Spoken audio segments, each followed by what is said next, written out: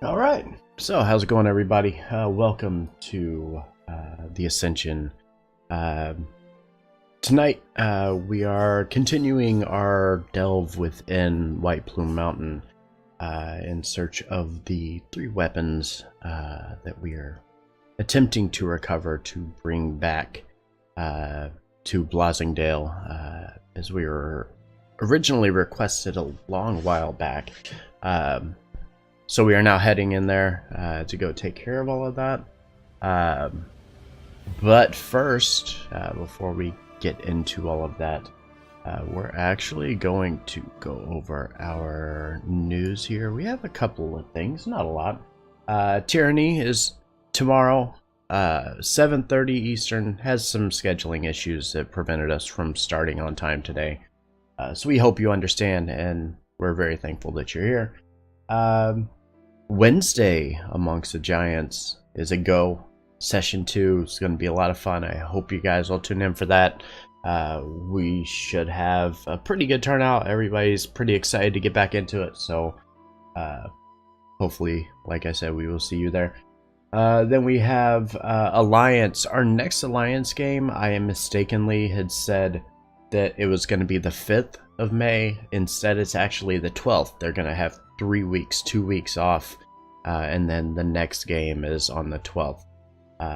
And that's why we had to shift the schedule around as we did and played last night instead of next weekend.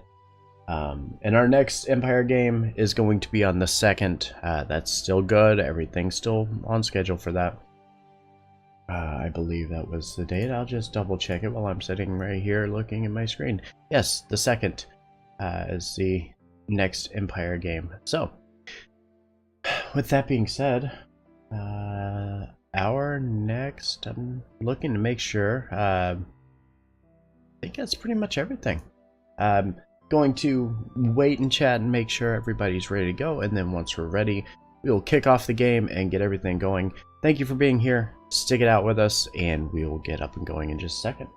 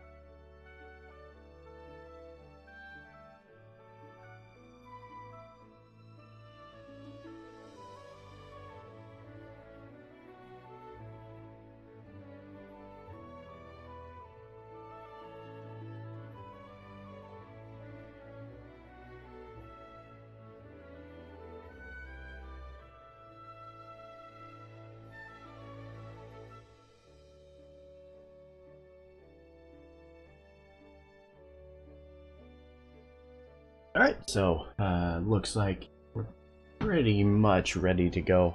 We're gonna drop it over to the stream now, or over to our game, so that we can get recap. Have it whenever you are ready. Alrighty. So, last time, after you exited the mountain, you rested for a bit before returning back into its depths in an attempt to recover the other two lost items. You chose to take the leftmost path this time. The first thing you observed was that the water that was coating the floor when you were in the mountain previously was completely gone. This lets you easily see a pit trap that had been hidden beneath the water before but was now in open view. As you progressed past this pit, you found yourself at a long hallway flanked by many copper plates along the walls. After some investigation, you found that the further you moved down this hallway, all metal you were taking with you or wearing seemed to increase in temperature and heat up. Berwin, in his infinite wisdom, decided to wild shape into a crag cat and venture to the end of the hallway by himself, since he would have no metal on him. Unfortunately, he was ambushed by a large group of ghouls as he got to the end of the hallway. After some quick thinking from the rest of the group, everyone was able to teleport their way to help with the ghouls, ultimately defeating them. You ventured on, only to find a new puzzle to solve before you. As you looked upon the room that you ventured in now, there laid a stretch of pristinely kind of silvery shiny floor with pits on either side of it that you discovered had sharp spikes of rusted metal at the bottom of them. Markinor decided to jump across the first pit, only to find that the floor was actually completely frictionless. He slid across the floor, only to find himself heading for the other pit at the other end of the room. At the last second, as he began to tumble into the pit, Markinor was able to reach out and grab the other edge of the pit and lift himself up instead of falling into the pit of rusty metal. The party decided to follow suit and jump and slide across to Markinor, who would try to catch them. After some close calls, you were able to make it across with none of you falling in.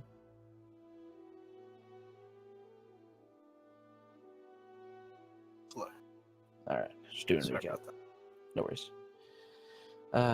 So after you got past the sliding frictionless pit, you ventured into another hallway.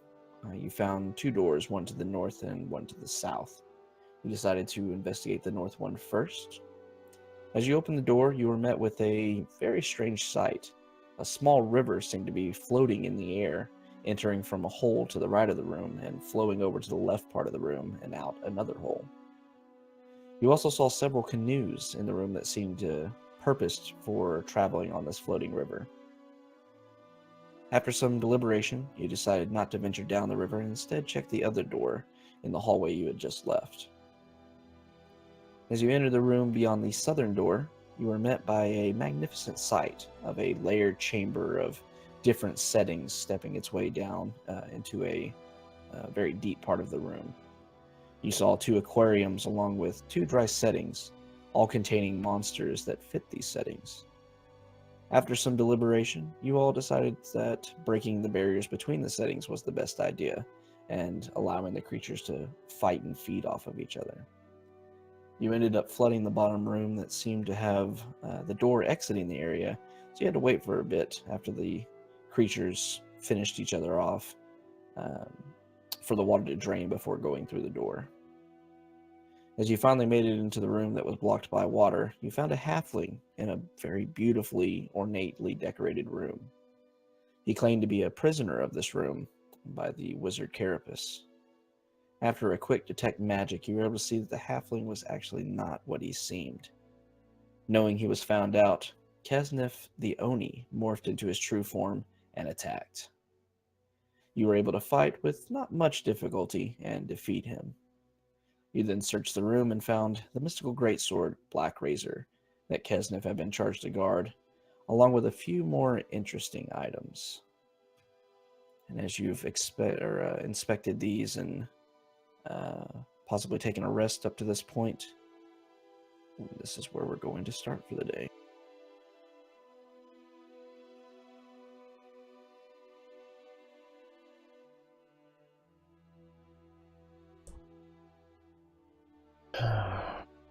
Right, we're done here.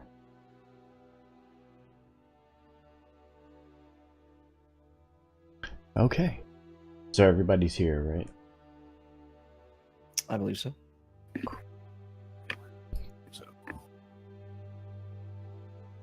All right. So, kind of look around at the rest of the party and attempt to get their feedback on which direction they would like to go.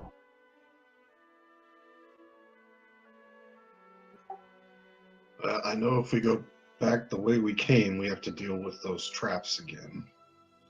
So we might want to check out that river.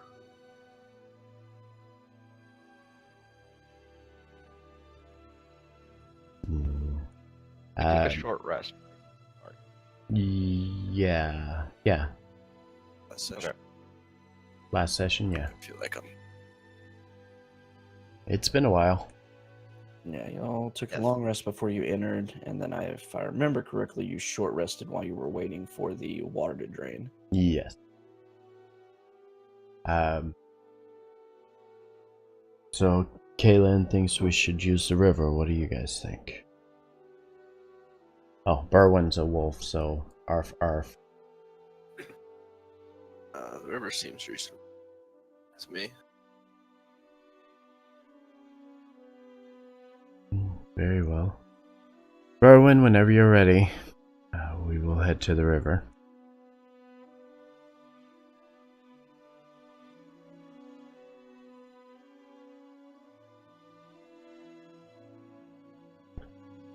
I guess we're going. All right, just GTFOing. I guess so.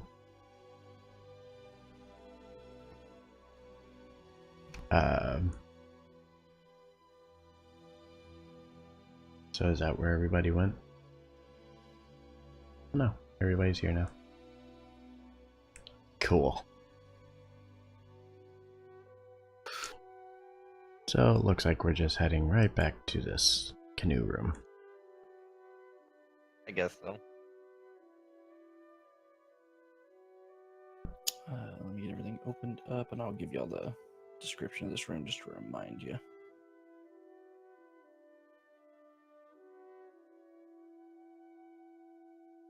I know we talked about it, but did we actually break apart one of the boats?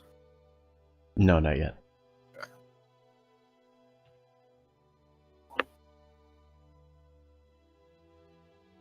So once again, as you enter this room, you see that water not only flows through this room, it floats.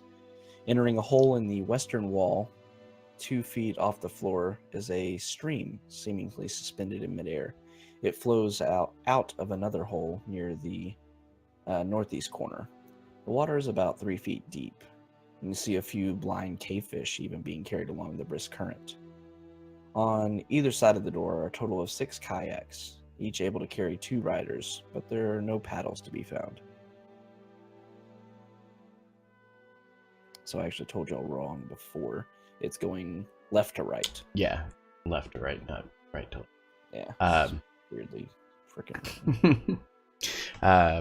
So with that, I kind of look around, assuming that we're going to dismantle one of these and start taking my warhammer to one of the kayaks and start trying to split it apart so we can get pretty decent length boards to be able to use as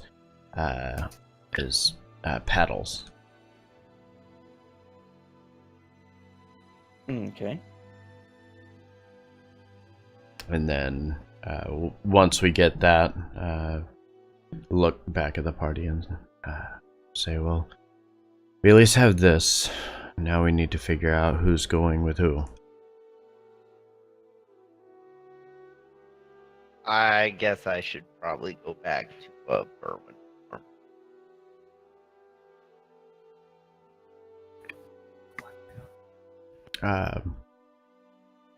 Are we? Your Oh, Berwin great plug-in, master right? DM. Yeah, he's back to Berwin now. Kind of tough to ride a kayak as a giant dire, but Yeah, he wouldn't fit too well. You could try. It probably won't work, but you can try. try me. Okay then. All right. So, who's going with who? doesn't really matter. We just got to get there as easily as possible. The question always is, who doesn't want to ride with Caitlin? Or who doesn't want to ride with the person who will potentially change into a giant octopus? So, Berwin and Kaylin together then. Works for me. Yeah, okay. Sounds good. So then I'll take one of the boards that I pulled off of the canoe and kind of hand it over towards Berwin. And I guess grab the next closest kayak and start heading our way over there. Yep. And then I guess we're going to try to figure out how the hell we're going to ride along this little river thing. You said it's actually floating in the air, right? Yes. Oh yeah, yeah. Left side, it's about 2 feet off the ground. It's a lot lower than the right side, which is closer to 8 feet or so up in the air. Probably a little easier to set up a canoe and everything on the left side where it's entering versus where it's exiting on the northeast side. But it is all suspended in the air. Mm-hmm. Are there like holes in the wall that it's going through? Mm-hmm. Yeah, there's Okay. large holes, large enough that you could see the canoes with occupants inside being able to go through. Not large enough for you to like stand in if you had your, standing at your full height. That's not that quite. Probably about, I'd say 4 to 5 feet tall. It'd be kind of difficult to stand inside of it, but probably more than large enough to sit in a canoe and ride through it. And feel like you're gonna hit your head, but you're not actually, type of thing. Yeah, it'll be tight, but you'll be able to fit, Yeah, whatever. I'm short anyway. probably. Which canoe goes first? And do we want to drag a second or a third one along? I know it might not help us, but We Why could not? maybe tie one to the yeah. back of another. Yeah, I think whoever goes at the back needs to have one tied to the back of theirs, and Okay. then we'll go from there. So yeah, if you guys want to go first, we can tie it to our boat, or vice versa. It doesn't matter. Yeah, we can go first. Sure. Okay. Yeah, blaze the trail for us. And as they're heading over to the river, myself and Alien are going to start attaching a second canoe to the back of the one that we have.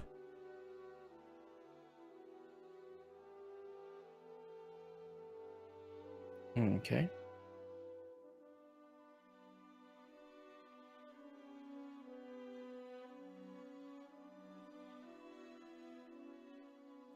So basically, you said Berwin and Kaylin are going to go in the first one, and Alien and Markinor in the second. Mm-hmm. How are y'all putting in the canoe and getting into it? How's that happening? We should probably use a fourth canoe. To set on the ground Yeah. and stand on top of it. Yeah. Unless you have a better idea. No, a little step stool for the shorties would be. You got to remember that, like, once you put these canoes, the stream is going pretty briskly left to right, right?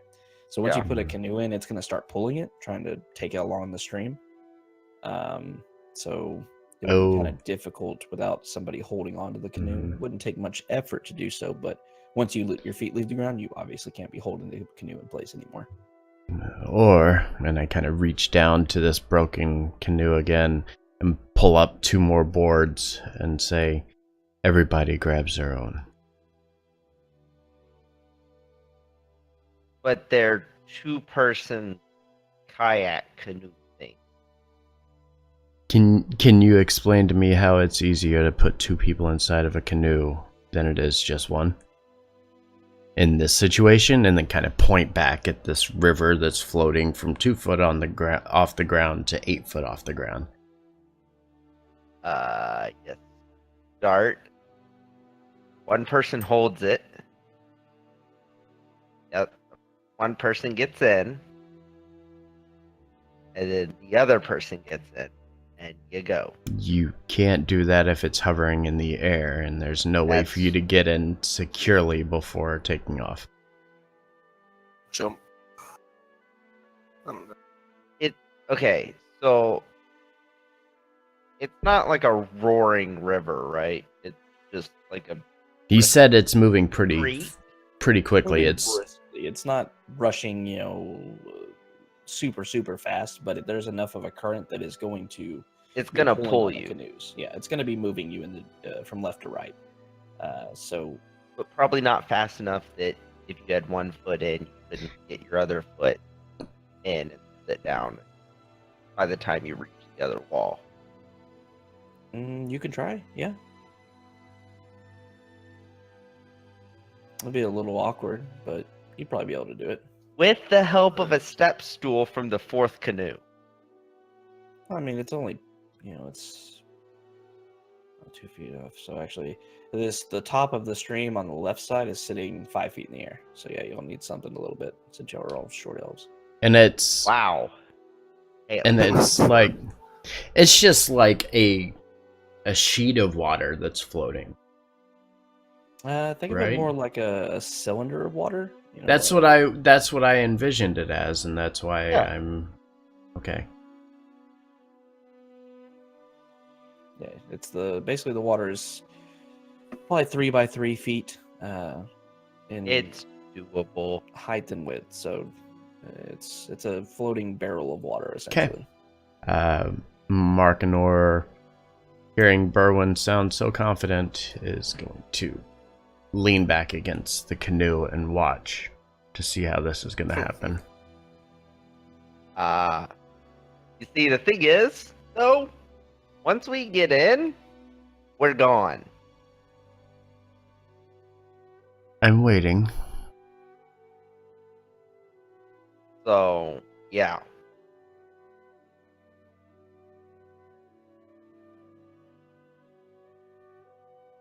So what do you want to do?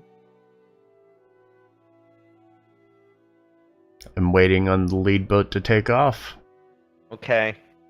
and Kaylin, show are us you how ready? it's done. Yep, I'm ready to go. Okay. We should probably get our boat in the water then. Yeah, so walk Been up, in. grab a canoe. 'Cause Yeah, I'm they're not super heavy. 20, 30 pounds or something like that. Okay, good. A good thing they're not heavy. Otherwise, it'd be rather interesting. You want to get in the front? sure. Okay. I'll get in the back then. I'll hold it. I will also be right back in like 30 seconds.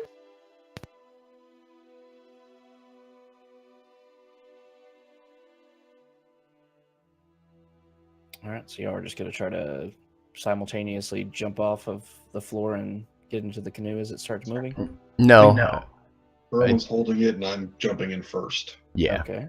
All right. Yeah. So y'all lift the canoe up, setting it up on about 5 feet or so in the air.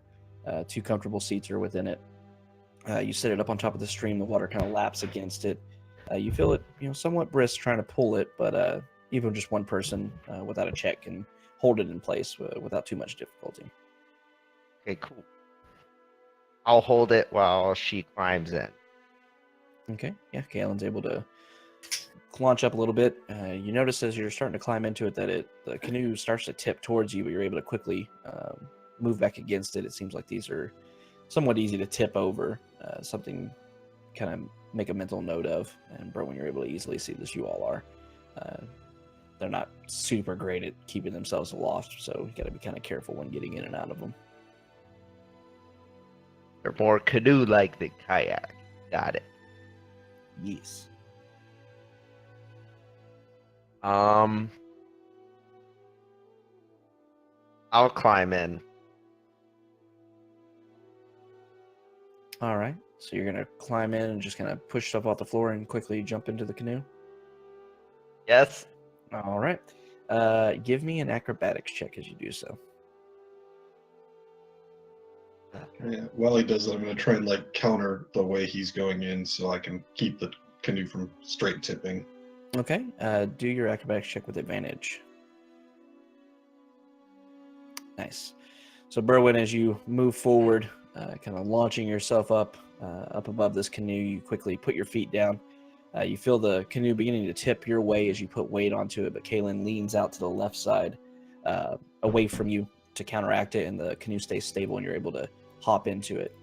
And as you both do so, and there's nothing holding you there, you begin both floating somewhat fast, and you move into a very, this is going to be interesting, dimly lit cavern moving down, and you'll get about, As we start, can I like start back rowing to try and slow us down a wee bit? as you get into this more properly, you see that the walls are pretty narrow. You don't have a whole lot of room. You notice as you're moving closer, actually now, that the walls are surrounding you. The canoe's kind of bumping back and forth off the walls. You don't really have any room to use these paddles. Can I rub it against the wall to slow down then? Yeah, so you raise up, kind of wedging the canoe or the paddle against the wall, and as you do so, it kind of scrapes down, and you feel yourself slowing down a bit. You're not able to fully stop it, but you put Oh, that's yourself down fine. to somewhat of a crawl now. That's fine. I just don't want to get too far ahead. Yeah, I'd be doing the same thing on the opposite wall. Yeah, like I said, you can kind of keep yourselves away from the walls and slow yourself down a little bit, but you don't have full control over it, unfortunately. That's fine. All right. So y'all got 2 canoes you're throwing up there? Mm-hmm. We're taking a spare one. We're just attaching it to the back. All right. So as you're doing so, you see Berwin and Kaylin disappearing into this tunnel, quickly disappearing from sight. Not really able to see them anymore. Kind of hear scraping down from the direction they went to, assuming that they're hitting the walls and such, moving away from you. But you're able to reach down, and you see a little loophole up on the front of the canoe that you're going to drag behind you, and you're able to tie a rope into it, thus securing the 2 canoes together.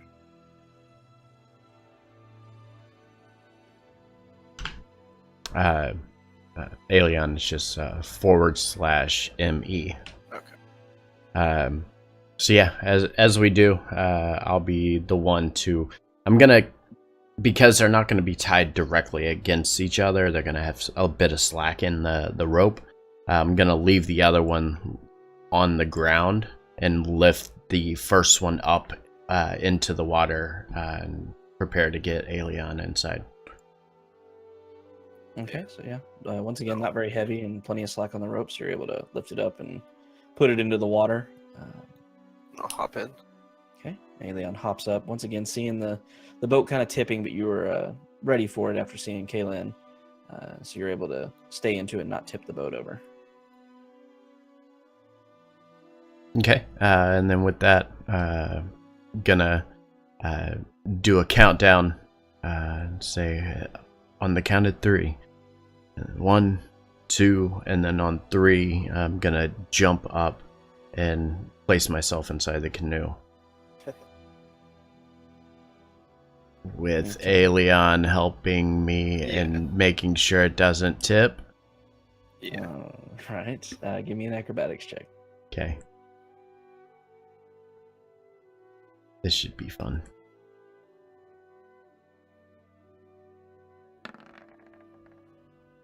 Oh, nat 20. Oh, Yeah, so as you jump up in there, you actually do it in such a way that you use just your jumping to jump up into there. You actually don't even put your hands down on the canoe to sit there. You just spring yourself up and land promptly into the back seat of the canoe. And as you do so, you feel it kind of sink into the water. A little bit of water kind of laps up towards you and Alien, but then you start moving forward.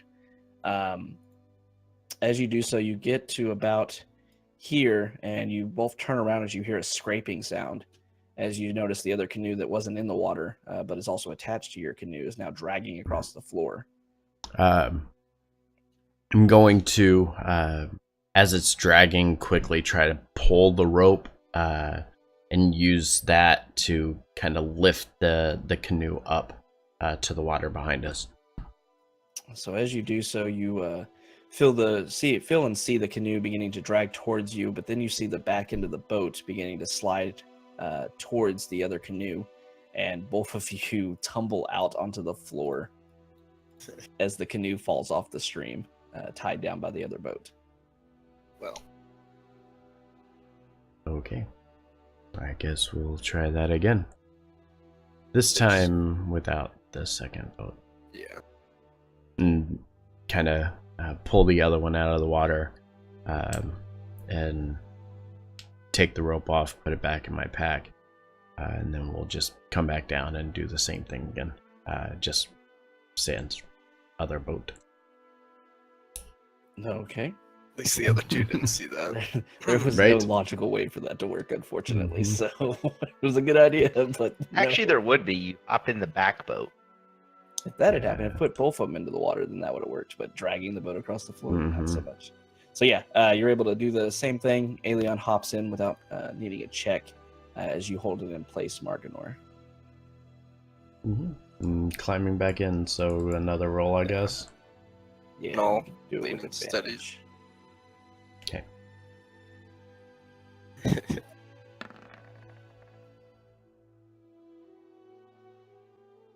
Okay. So as you do so, Aelion, give me a dex saving throw. At least he's good at those, right? Oh, come on. Tens for days. So as Markanor jumps up into the boat, instead of doing what he did last time, he kind of has to lift himself up. And as he does so, he tips the boat towards him. And in doing so, turns it completely to the right from Aelion's perspective, dumping Aelion onto the floor. And the canoe sails for a few feet and then falls out of the river from all the turbulence. Y'all are so bad Well. at this. Shall we try this the other way around? Yes, and I'm sure this doesn't need to be said, but Berwyn doesn't hear about this. Never. Kaylin and Berwyn, you are just careening in there, doing your best to not bounce off these walls as you're going down this somewhat long path. Ahead of you, however, you do see what appears to be another opening coming towards you, and you hear some shuffling even over the sound of the water. Hey, Some shuffling? you don't know nothing. Oh, Mister, I can't get in a boat. And as you're Nope. sitting there going on, you actually see lots of like ripples and disturbances in the water going underneath you that seem to have come from where you started, presumably from your comrades. Solid. All right, y'all get about there. Okay, so y'all trying again, do anything Yeah, different this time? this time I'm going to be the one climbing into the boat first. Yeah. Okay. Because apparently I'm terrible at acrobatics, yet I nailed it the first time. And then All right. Aelion's going to climb in, and I'm going to counterbalance to make sure that it doesn't tip on him. All Yeah. right. So Aelion, acrobatics check with advantage. There you go. So yeah, That's as you better. climb in, kind of dusting yourself off beforehand, and Aelion mopping the water off of his face. You climb into the boat first and watch as Aelion holds it in place, and then he expertly springs up and easily brings himself into there with you giving just a little bit of counterbalance. And you both set off and begin moving down the river at a pretty decently brisk pace. Just like wring out my cloak a little bit. And we would have seen them come into this cave and hear the boat hitting the sides, right? Kinda. It was pretty dark, but from the sounds you got, you kind of figured that's what was happening. And as you cruise further into it, you actually see your canoe beginning to head towards the walls and bounce off, not violently, but enough to, make some sound and such. and we can see the hallway because of our dark vision, I'm assuming, because it would normally be dark. I'm going to kind of shout back, because I imagine it's probably noisy in this little cavern. Shout back to Aelion and say, move with the turns. If not, it could end very bad for us. Ah, crap.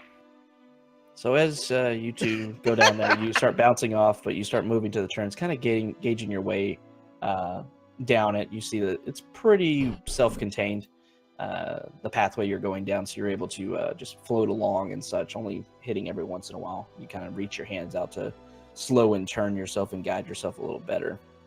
Kaelin and Aelion, Kaelin and Berwin, as you two come out, you see once again, coming out into a large area, you see that the river, the stream, is floating in the air. However, as you exit into this area, you see several men standing on either side of this river, and as you both exit out of it, you are both look up in the air at the last second to see a net coming down atop you, covering you entirely, and you were yanked briskly and very quickly and roughly out of the stream, and you were down on the ground. Roll for initiative, please, everybody. Oh, okay. So this is they're just straight attacking us. Okay, So that's the thing, I guess. just a bunch of assholes. So wait, before that, can I thunderstep so we're not in there? No, you're completely caught off guard by this. It was worth a try. I downplayed it a little bit. You were moving pretty fast, especially Oh as you my stayed goodness. in there for a little while. So Aelion? That's funny. That's rather 23 and 23. Yeah, because I forgot to select it, Solid. so- That's so funny.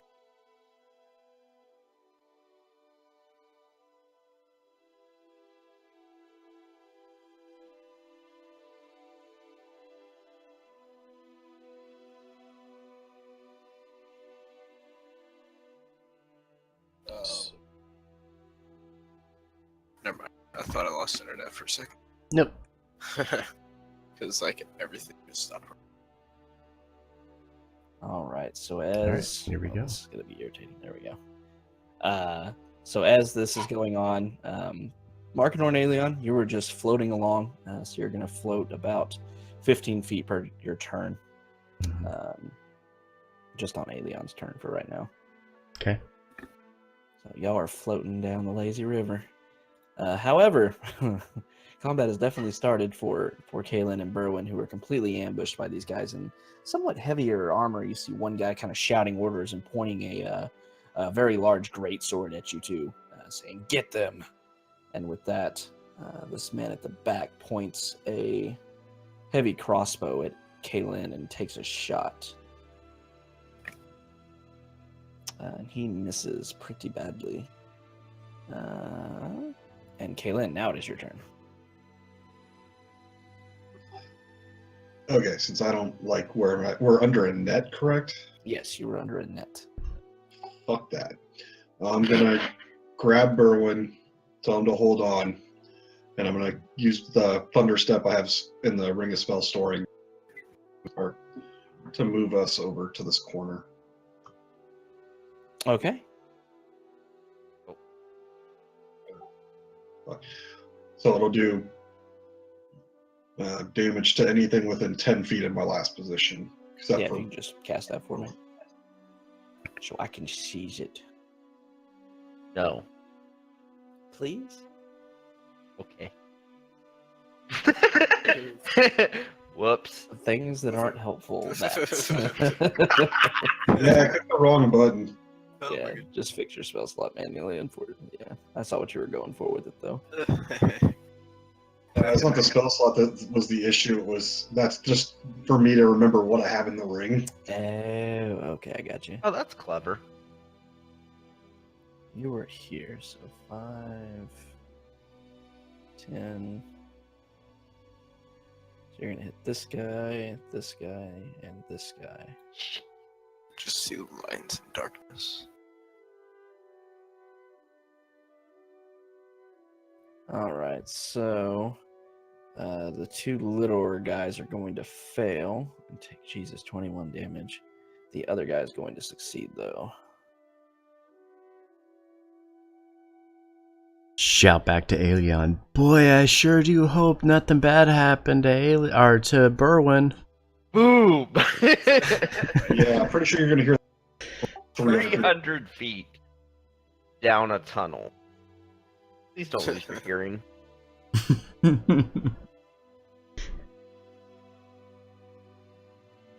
would be a storm a brewing.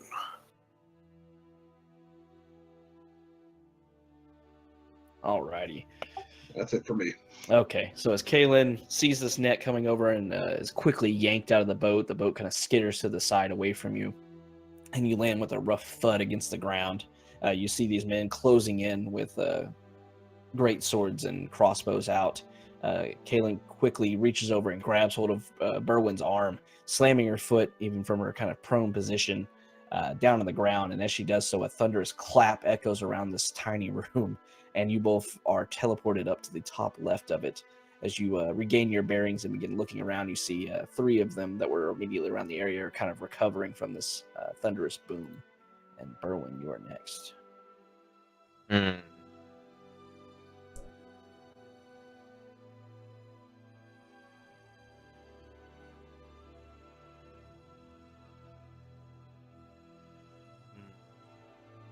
Okay. Direwolf, please, sir.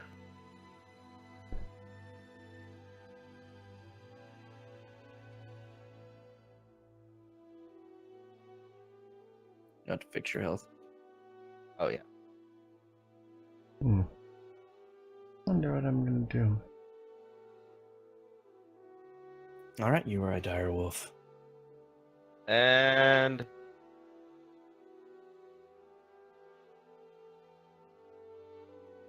just step Right.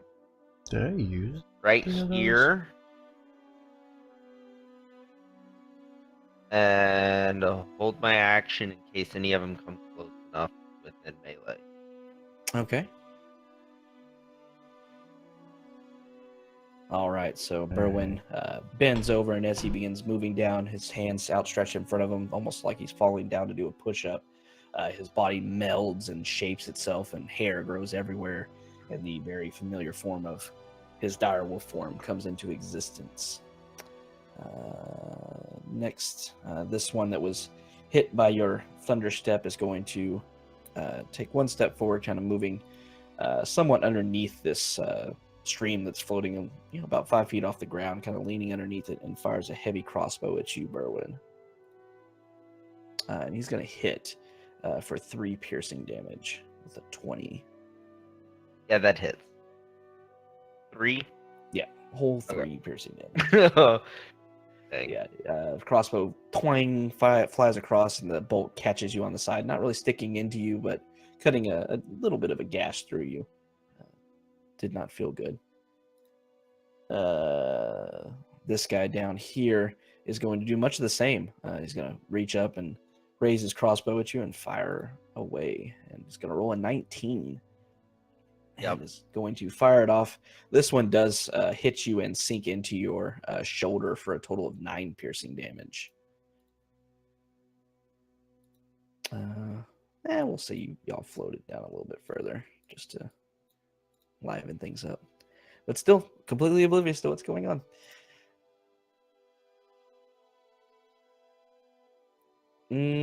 How far are you? Because it says 300. Yeah, you've heard it. You heard that. You heard a loud, cacophonous boom. Hard to tell exactly what the source was, but it sounded very familiar.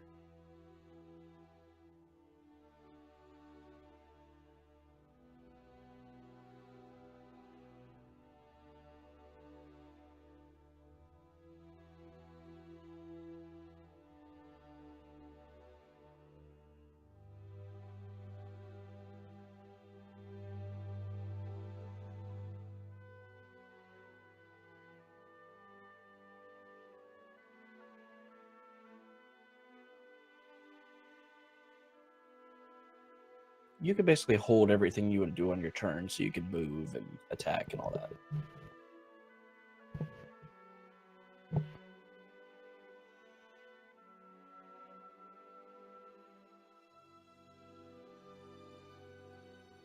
Okay. So yeah, hearing that boom, you kind of reach down, not saying anything to Aelion for whatever reason, but decide to prepare yourself for battle, just in case whatever is at the end of this tunnel is not friendly. And at the end of this tunnel, things that are very not friendly are still attacking with heavy crossbows at Berwyn, since he's completely shielding Kaylin. 7, gonna miss this time, so Berwyn, not being a Aha! fan of that, is going to sidestep around this next crossbow. However, another one is going to be firing off just a volley of heavy crossbow shots. This one's gonna hit with an 18, though, and deal 4 piercing damage from this one down to your southwest. Another one on the other side of the river is also going to fire at you, Berwyn. 14, I think, doesn't hit. Nope. Nope. This one directly to your east on the top side of the river fires a crossbow. Gonna miss. And this guy that got hit by it is going to, also not wanting to go anywhere near this giant direwolf, fire off a heavy crossbow and just barely misses you with that shot. That being said, there is one man that seems ready to tango, and as you see him, he seems much larger, much more heavily armored. Actually, about the same armor, actually, but very more ornate. You see him kind of holding onto a somewhat larger greatsword, and he's the one that's been shouting orders. He says, "I'll take care of it," and he dashes forward and but 15, 20. He gets right in front of you, and at that point, you can use your held action. Oh boy. The 22 hit. 22 hits. Just ignore the force damage. I don't want to have to keep adding it, removing it. I got you. So yeah, you bring it around, dealing 10 slashing damage to him. And another 20. Also hits. For 11 this. All right, so as this man wanders up to you, raising his greatsword, you quickly take a step forward and bring your own greatsword around twice, clinging against this heavy armor, but able to find purchase into it, slashing him across the chest twice. That being said, he is going to be upset with you and is going to bring his own greatsword around twice. 22 and 18. Yeah, they're both going to hit. Yeah, so he brings it around, and he seems very strong and healthy. And as he does so, he brings it around and catches you, and then drags the blade through the first slash, dealing 18 damage. He comes around as you're recoiling from that attack and thrusts it forward, catching you across the shoulder for another 21 slashing damage. For a total of something. A lot. 39 points total. Yeah. Berwyn not looking so hot in his form right now, as this man wails on him. This guy hurts. Yeah. He's fine with tangling with a direwolf. So y'all continue floating down the river, moving into this next bend here. You see it's bending back seems to be bending off to the west, though it's really hard to kind of get your bearings. Aelion, anything you want to do? I'm muted. Just kind of want to pull out my bow when I hear the boom. Just an arrow. Not pull it, but just ready.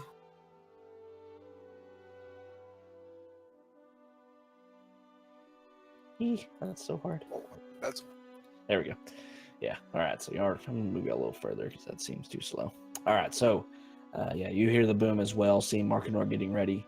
You ready yourself as well, preparing for what may be ahead. That being said, Berwyn's gonna have another volley of arrows heading his way. There is so much stuff in that room. Nat 20. Yeah. Damn. So this guy down to your southwest, furthest away from you, takes a shot and it hits you right in the chest for 17 points of piercing damage. 17. 17. So you're going to take 17 12. minus over. 5. 12.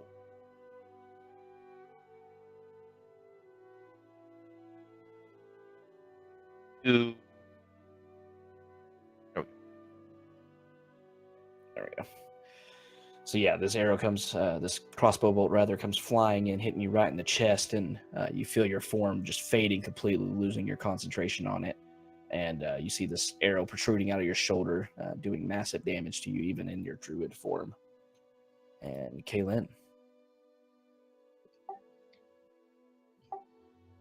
Yeah. So seeing all of that, I'm gonna just, do what I do.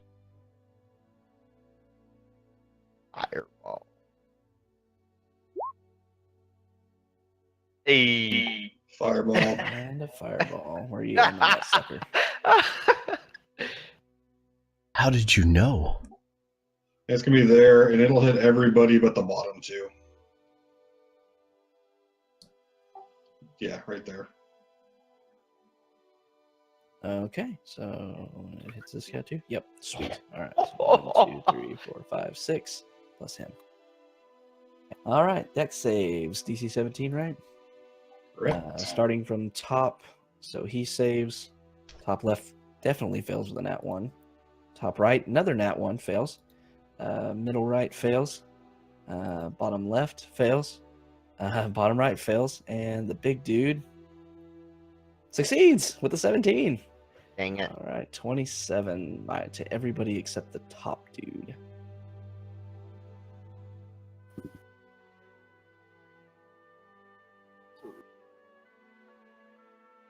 They take what? 13? Yeah, 13. Math. Or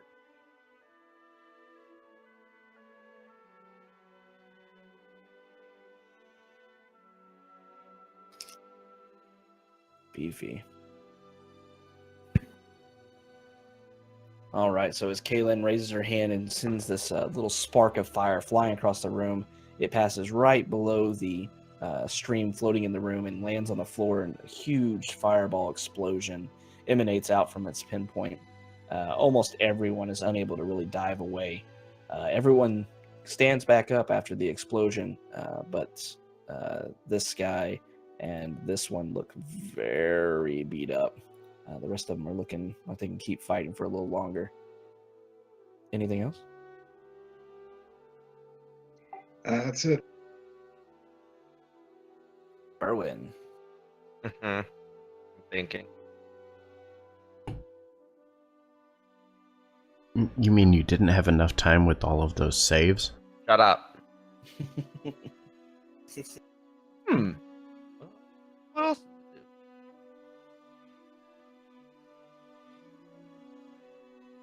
do? Ooh. Okay.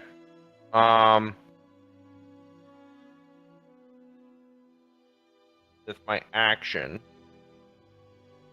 I'm going to cast Tidal Wave.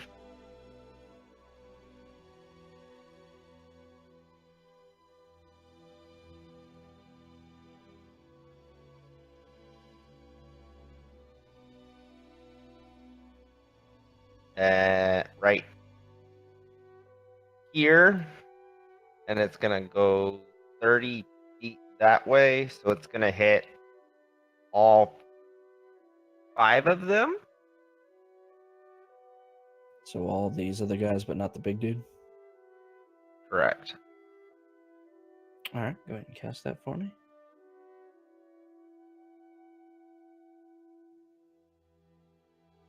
Oh man.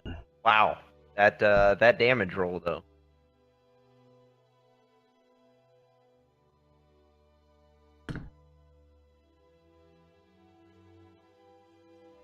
That was a pretty beefy damage roll. 3 8s and a 1.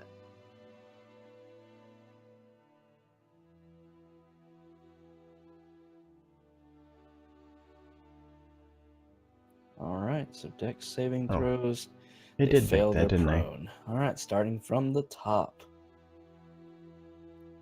Succeed. Top left. Succeed. Top right. Fail. Middle left. Fail. And then just the one here, right? Yeah. He will also fail. So those two saved. This guy did not. He's not prone and dead. This guy doesn't matter if he saves. So they take half damage, right? Yes. So yeah, he's dead. Yes. 25. He failed. He is also dead. And this last dude failed and also dead. So this guy takes 12. I thought I drunk that over. Almost got them all. And now the floor is basically just covered in water. Because it's a 10 by 10 by 10?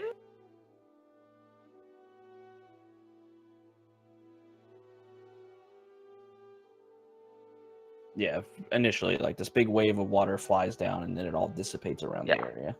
Yeah. So yeah, you see no flames. You actually see some of their armor has little chinks in it, or little glowing bits of it. Seems like maybe a light spell or something was cast on pieces of their armor, thus giving them light in the area.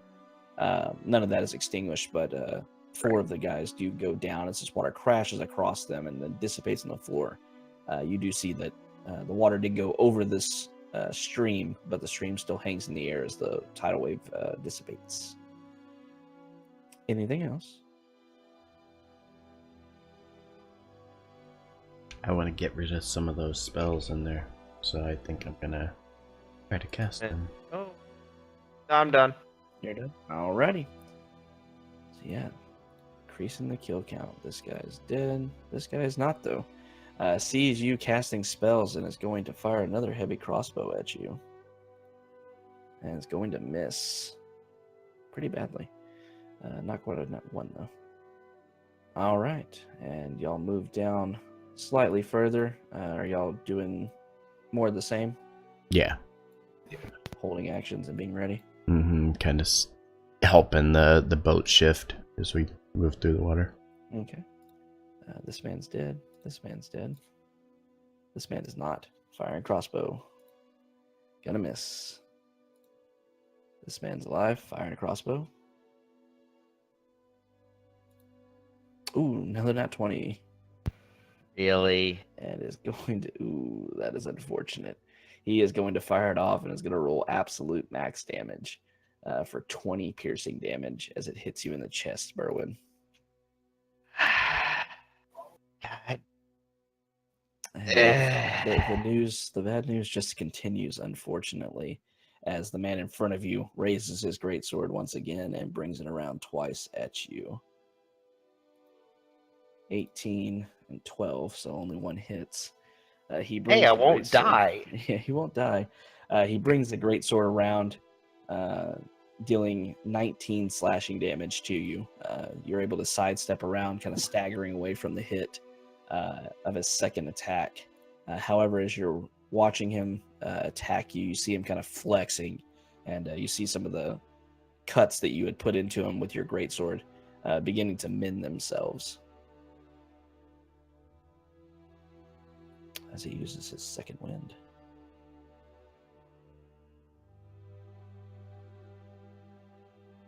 All right, and you'll move a good brisk pace down further.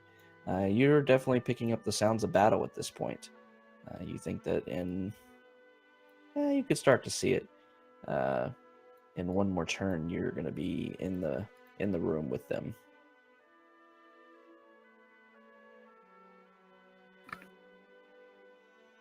Much of the same, Aelion, just protect, getting ready with a crossbow.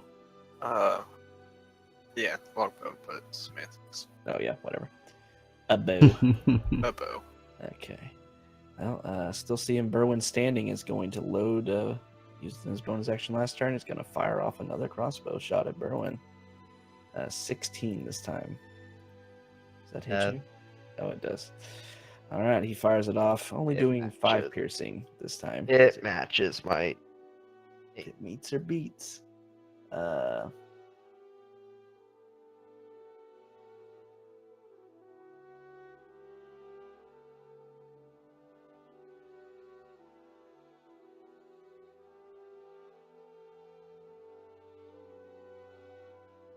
That's not.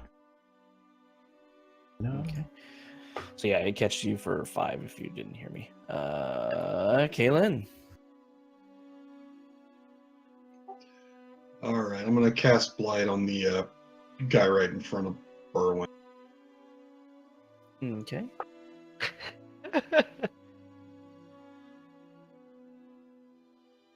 Cool. So DC 17 con save. All right. Con save 10. However, he is going to use his Indomitable and re-roll it. And only gets a 13, so he still fails. So he's Hey. going to take the full 35 necrotic damage. Beefy. The only thing I'm not seeing with this All right, so ring this kind of black ichor begins to is seep out of this when man's I skin and his can- armor. And he kind of what scratches it it, takes to claw it cast. away, starting What to get rid of action some it of it, takes but to unfortunately cast. is not able to, and he takes a good chunk of damage. Still looking pretty beefy, though. Anything else? That's it. Berwin, buddy. What you doing? Yeah. Lightning wand. Okay. 6 charges. I think I could use that many. I don't think that breaks anything. It's what a 3rd level spell. 3rd. 4. 5. Was it lightning bolt, right? Yeah, that makes it an 8th level. Okay. I think a lot. How many slots is it gonna have left after that? 1. It's only gonna have 1 slot Alright. left. You're firing it at the dude right in front of you. I'm assuming. Kind of like that. I can clip that guy in the back. It's pretty much gonna be in a direction. So if you fire it straight ahead, it's gonna go straight, which won't hit your allies, so you'll be fine. Unless I step around him. You can do that as well. Yeah.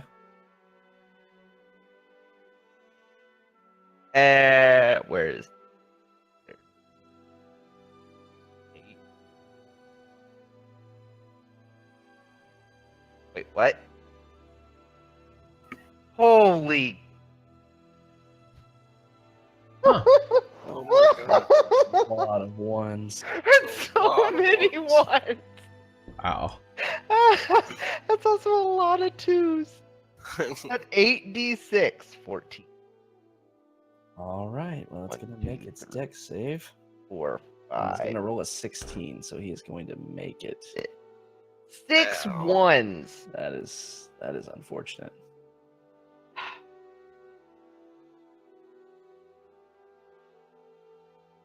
Yep. Alrighty. So, you raise the wand up in the air and let loose this crackling energy that flies past this man as he turns. You see his armor and his skin being singed by it, but he's able to dodge the brunt of the attack.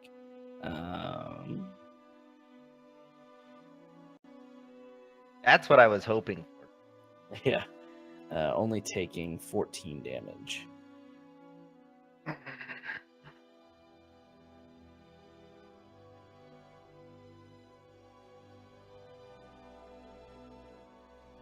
Yeah, that. All right. That it for you? Oh.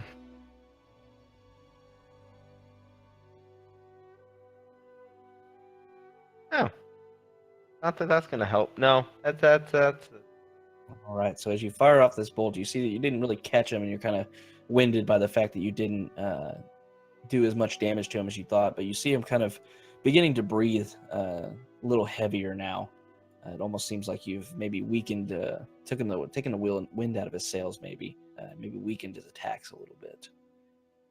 That being said, this man down here still sees you, nice easy target, and fires another crossbow bolt, and he is going to hit with a 19. Catches you in the back for 10 piercing damage. And you two float slightly closer. You're almost there.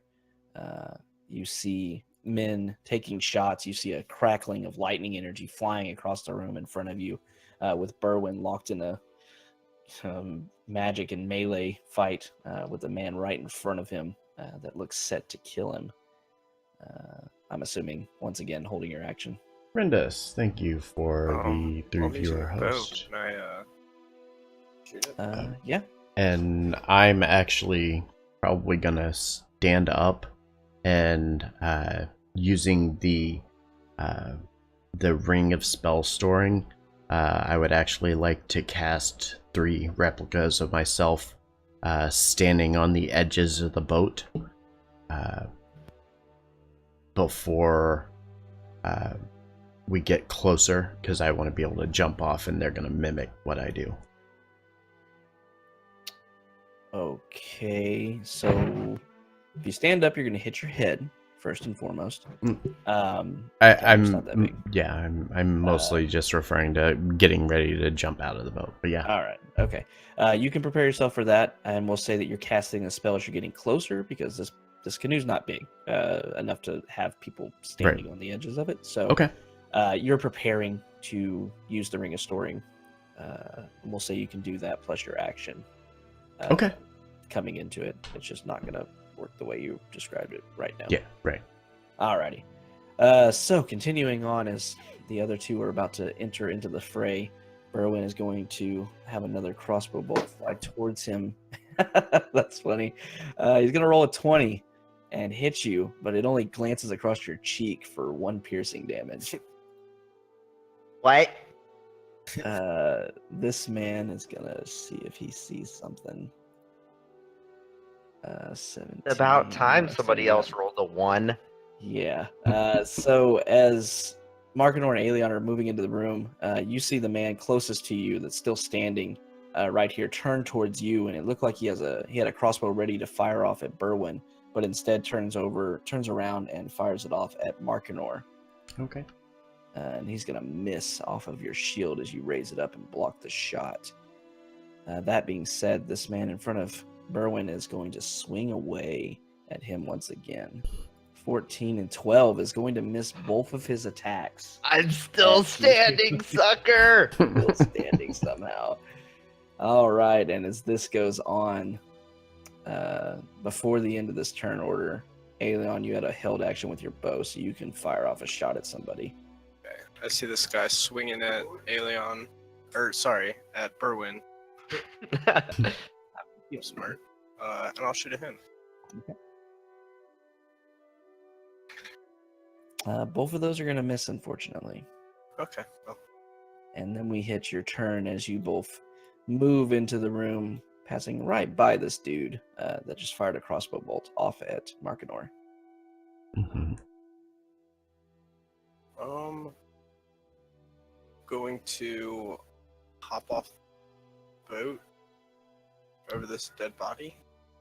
Would my held action be doing anything Yeah, now? it's going to go off. It's Oh, gonna okay. go off.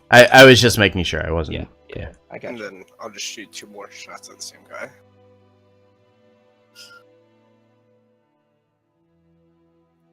First one missed, second one hits.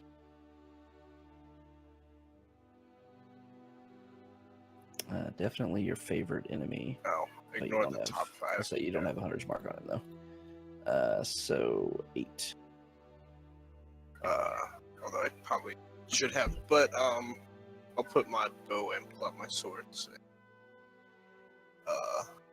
that's it for right now. Okay. So yeah, you fire off 2 shots as you're entering the room, kind of standing up as you the roof of the tunnel leaves.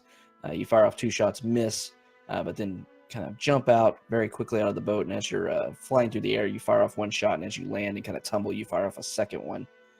Your last shot finally finding home and hitting this man across the chest through his pretty heavy armor, doing good chunk of damage since you know the precise weak points of humans or humanoid creatures. This guy, seeing new challengers into the fray, is going to quickly scan the situation. Yeah, he's going to scan the situation very quickly and see that one person is almost down, so he's going to continue what he was doing and fire off at Berwin with another heavy crossbow, and it's going to miss his shot, unfortunately. Ah, suck it.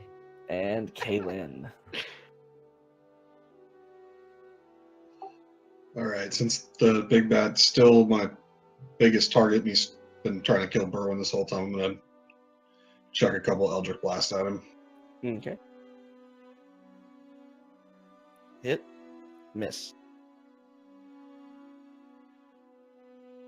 So 11 force damage.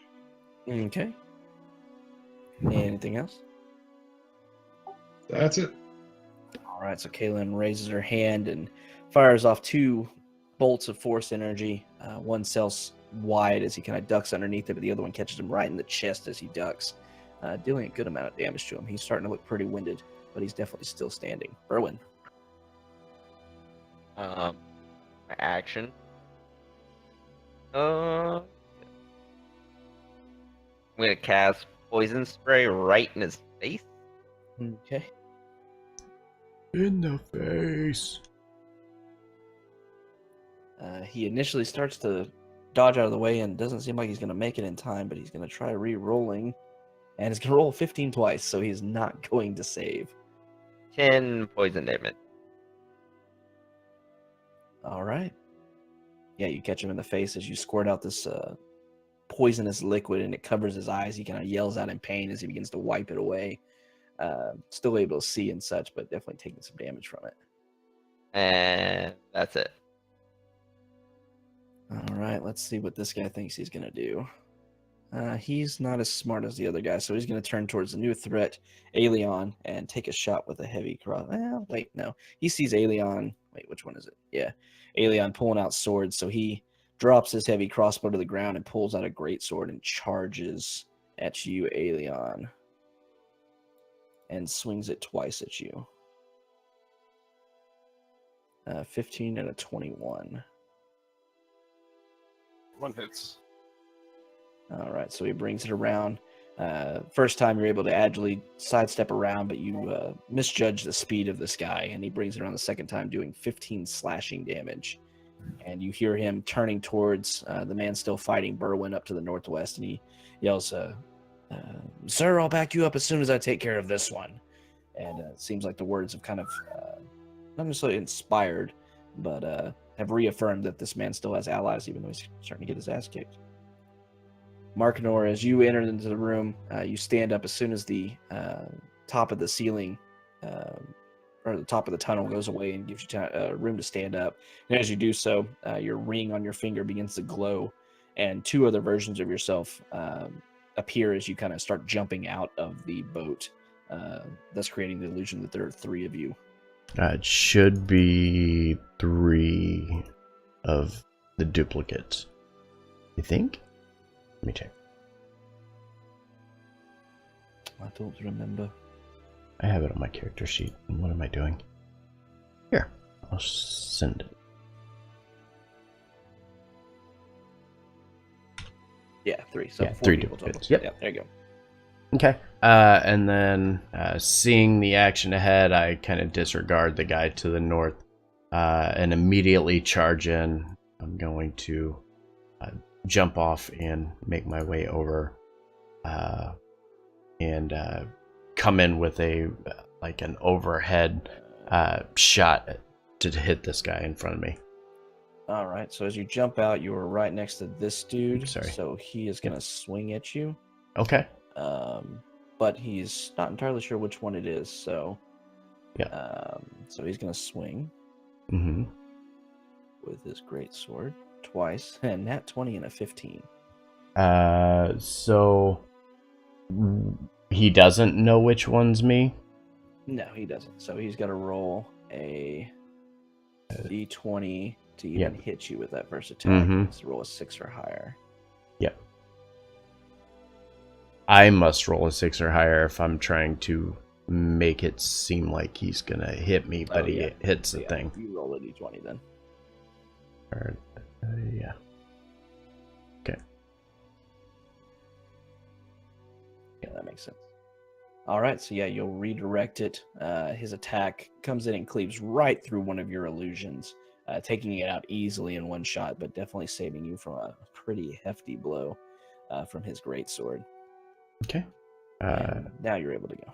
Yep, and then with that, standing in front of this guy, I'm going to take a shot with the hammer.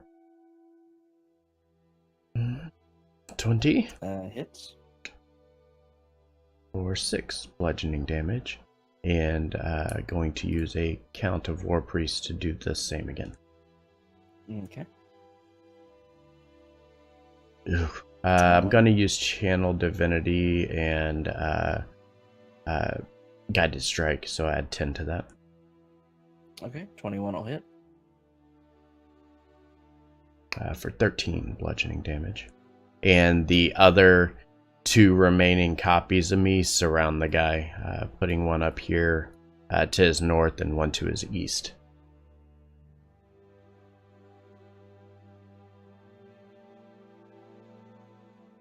Okay.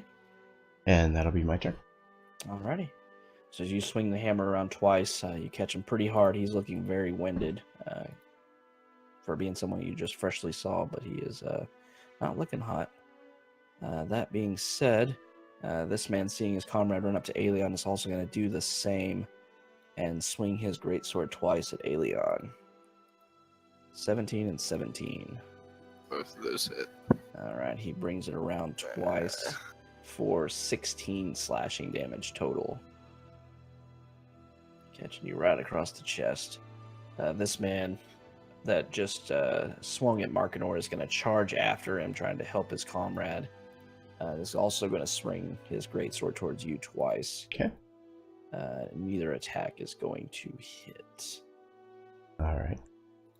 That being said, the man in front of you is going to not be amused by your shenanigans and is going to spend one attack aiming at Berwyn and one attack at you, Markinor. Okay. The one at Berwyn I'm going to use Protection Fighting Style on.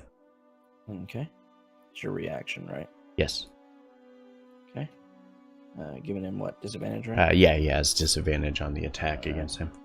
So he's going to roll a 16 with disadvantage, which I believe hits. Yep. So he brings it around and not hitting quite as hard as he was before, but still hitting for 11 slashing damage on Berwyn. And Berwyn gets caught across the chest as this blade comes around, and you see Berwyn falling backwards and prone, very heavily damaged and unconscious. And then he brings it around the second time towards you, Markinor, and rolls a 22. Yeah, it hits. Are you going to redirect or are you just going to take it? Actually, yeah, let me redirect it. So I need 8 or higher. Yeah, 8 or higher.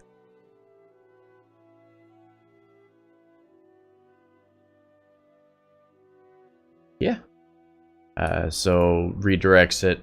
As he's swinging around, I'm gonna say he hits the one behind him, thinking that's the one that attacked him. All right. So the man, kind of confused of which version of Markinor is the real one, turns around and easily cleaves through the second of your 3 illusions, leaving you and one more still up. Mm-hmm. The one directly to my east. Yeah. Or to the big bad's east. Yeah. So you're down to one more, and Aelion.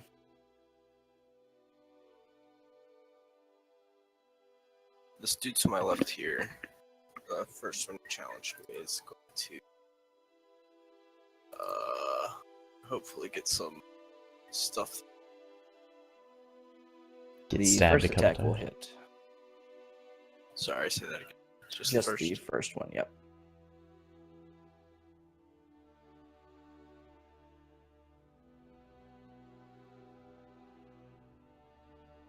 Slash. All right. So as you bring your bring Shatter Spike around twice and your rapier once, you see the man you're attacking doesn't seem to have any kind of battle damage on him. He hasn't been really touched by anybody. As you bring it around, you're able to catch him once, doing a decent amount of damage to him, knowing his weak points being a humanoid. Anything else? Just like kind of during it, just kind of moving around. Okay. Out of the... All right. So you take a step forward, trying to get more of a bearing on him. This guy down here at the bottom is going to move forward, heading towards 20, 25, moving up behind Markinor, and is going to swing his greatsword from behind, trying to catch you unawares. Unawares. Twice. 16 and 13. He is not going to succeed. But as he does so, he's going to speak to the man that Aelion just tried to attack and yell at him, yell words of encouragement to him, seemingly giving him a bit of a boon in his battle against Aelion. Okay, there we go. That being said, Kaylin, your turn. All right, I'm gonna cast Toll the Dead on the big bad.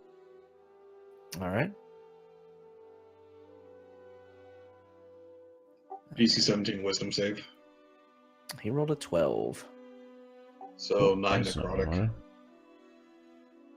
Dong rings in the distance, and this man kind of reaches over and brings his hand holding his greatsword up to his ear. He's able to kind of fight off the effects of it after a moment, but definitely taking some damage from it.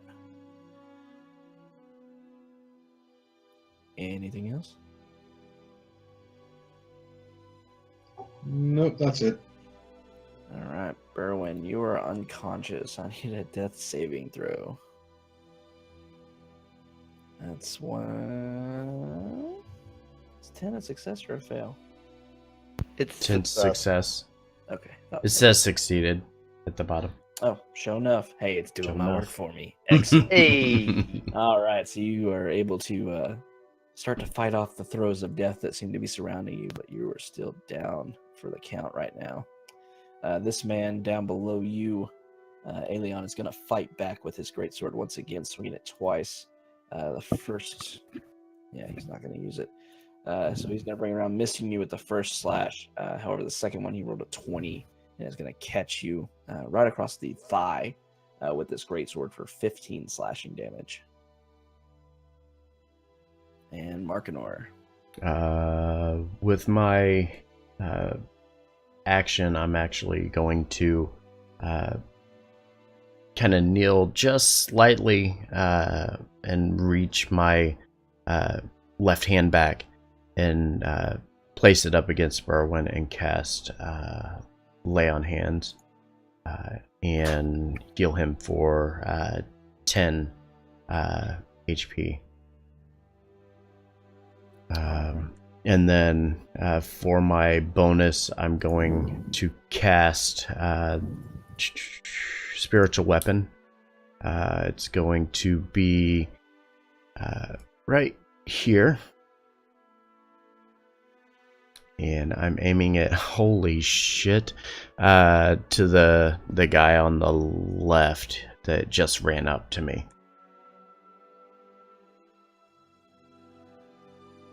All right, there you go. You got control of it. Move it where you Okay. want to. So yeah, it's here. It's going to attack the one to the sword's west, to my south.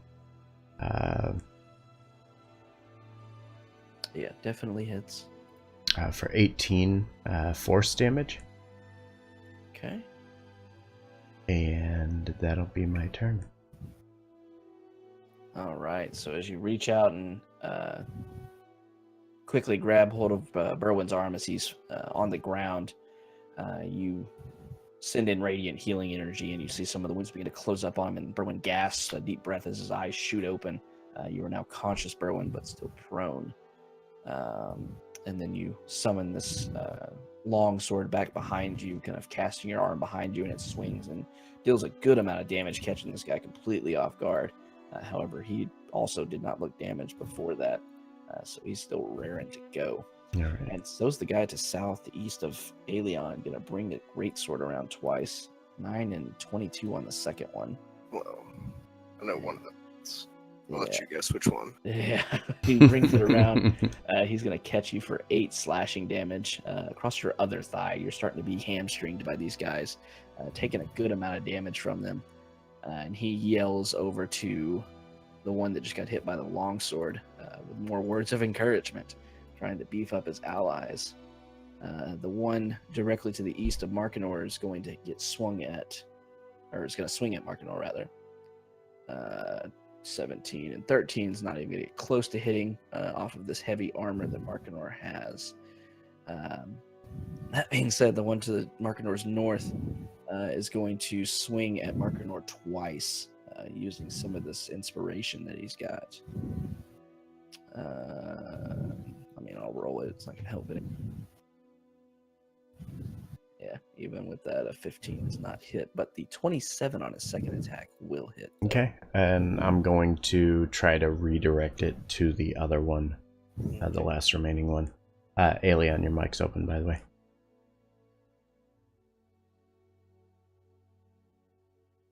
Not high enough.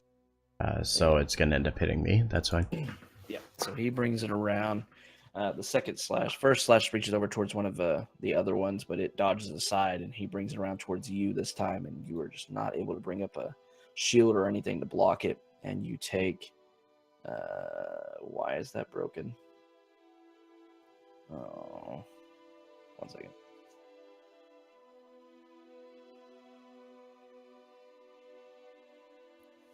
Okay, he brings it around for 11 slashing damage on you. All right. Change character sheets in the middle of the fight. Got it. Rolling his extra damage still, and it annoyed me, so I was like, let me just delete that real quick. I fucked it up. Oops. All right, so he catches you on the arm and the chink in between the chinks of your armor for 11. Alien, getting your ass kicked, bud. Yeah, just a bit. And seeing that, I'll just kind of turn to Markinor and do a Misty Step. Just kind of right up here.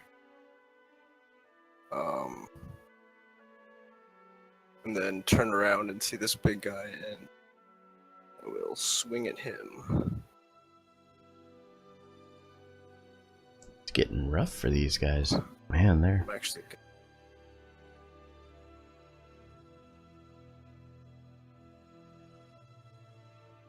Using the rapier this time? Yeah. Alright, the first one's going to miss. Second one will hit, though. I'm going to use my action surge to attack him. Alright, he's looking super weak. Yeah, first one hits. Yes. Yes. Yeah, give me some flavor on this.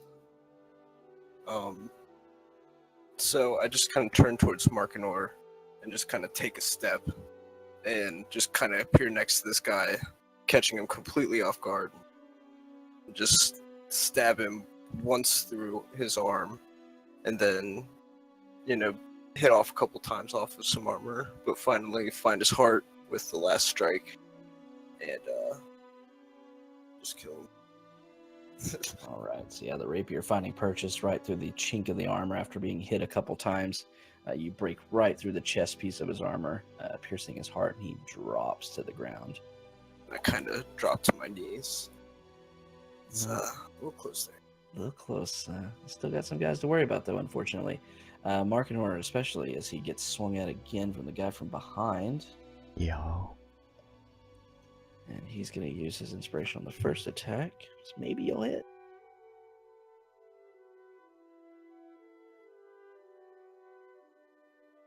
Hey, he hits with a 21.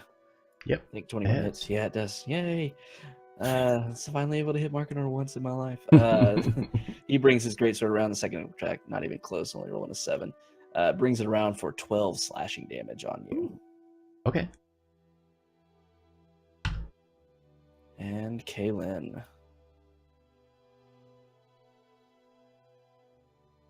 All right, I'm gonna just launch a couple Eldritch Blasts at the one to the south of Markinor. Okay.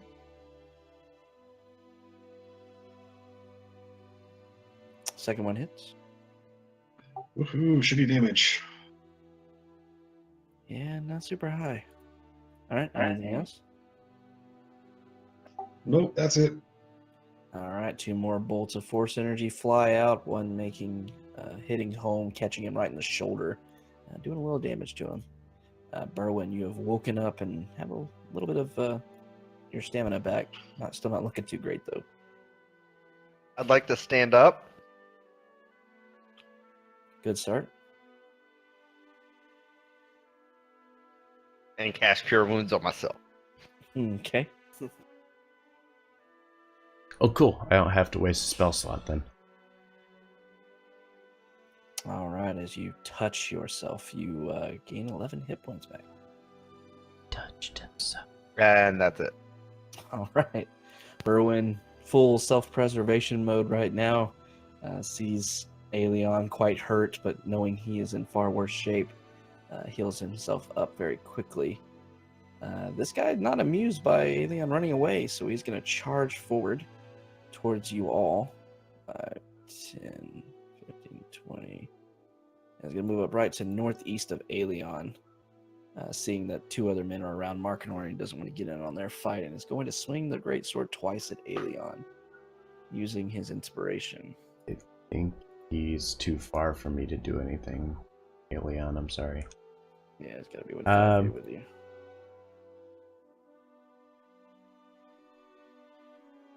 The target is within 5 feet of me. So I could technically use my reaction to impose disadvantage. That's how it reads anyways. Oh, I thought it had to be within. Yeah, no, 100%. Yeah. You can use it. So yeah, I'm going to do that. Okay. First or second attack? We'll call second attack. No, first attack. First attack. Okay, first attack. So he brings the greatsword around the first time. It is clearly going to hit Aelion right across the head. But you reach up with your hammer and knock it aside. What's your AC, Aelion? 17? Okay. So he brings it around a second time and just barely misses you. With Markinor making a very smart choice on the first attack. Thus making it where he misses twice. Oh, wait, no. I said he was going to use an inspiration. He's going to try it. Yeah. Okay, never mind. Second attack hits. Oh, no. Forgot I said that. Yeah, so he's going to bring it around. Not doing a lot of damage, but it's enough. He's going to do exactly 8 slashing damage to you. And you see as, even with all of your help, Markinor, you see the second attack coming around, and though it looks like it's too short, he quickly takes a step forward, driving the blade into Aelion's chest, leaving a massive gash, and Aelion falls to the ground, not moving. Your turn. Well, kind of seeing the action behind me, I'm going to actually cast Healing Word at so yeah, at second level, so 6 healing to everybody within range of me, which is everybody. All right, so you all get healing. Aelion, you once again, much like Berwin, wake the hell up. And then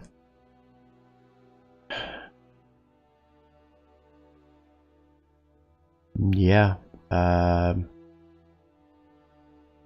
going to the guy up to the north that's over by fuck, I can't do that. I can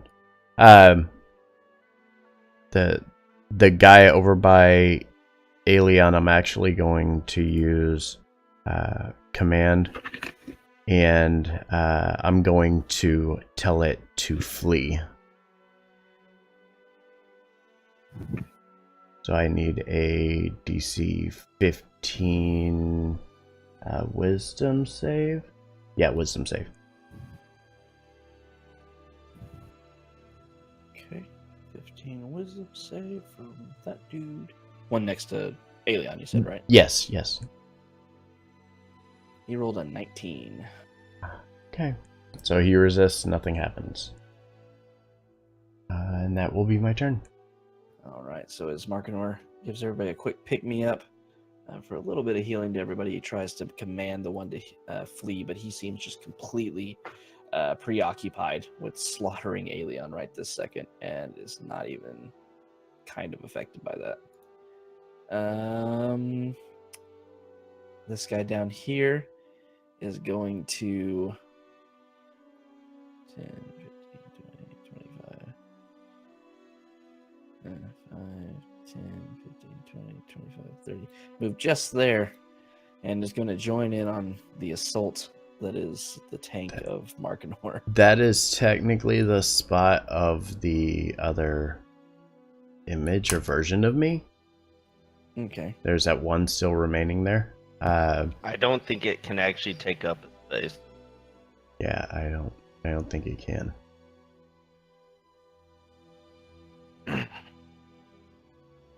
and they actually appear in your space. Yeah, it's basically surrounding you in your one little space. They don't take up other spaces. It's basically just illusions all grouped together. Okay. Okay, never mind then. Yeah, they're not gonna take up spaces and limit their movement. So yeah, he's gonna move up there and it's going to. Are you sure? Because this says you can cast it anywhere around the room. Okay. Then he will roll a perception check. Okay. Yeah, I'm just based on what I'm seeing with the spell. It says that the duplicates move and mimic the attacks, but it does say that they are. Let me find it. The first sentence, unless they can move later. Mm-hmm. It doesn't say anything about them leaving your space. Hold on. I just pulled that up on D&D Beyond. I'm not seeing anywhere where it says put them around the room. I just see where it says 3 illusory duplicates of yourself appear in your space. And everything else is about about it. Okay. Okay, yeah, then that's fine. I thought for some reason that they were spread around the room. I think that's a different spell Oh, okay. or ability Mm-hmm. or whatever. Okay, yeah, no, that's fine. I'm glad we know. I mean, it's not like we're gonna have to deal with this much longer, Yeah, but I mean, first time we've seen this thing, so Yeah. I mean, first time running into a spell, and it's not one y'all normally have.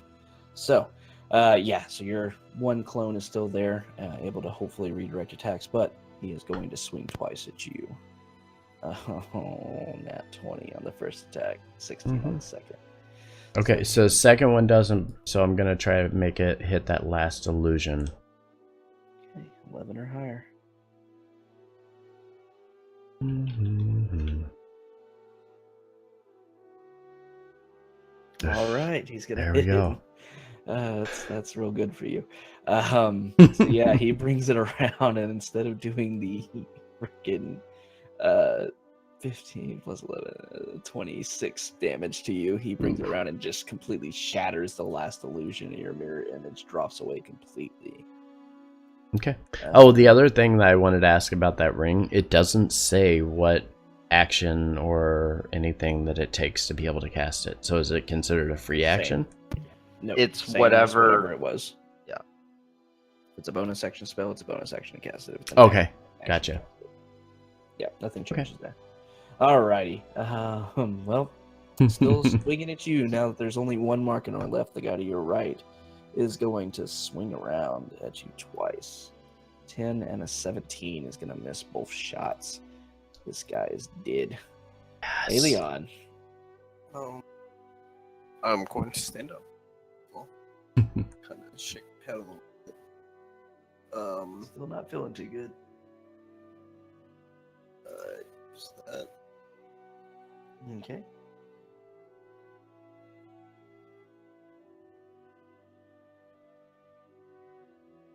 So that's my bonus action. Then I'm gonna do some stabby stab to this guy right next to me. Still.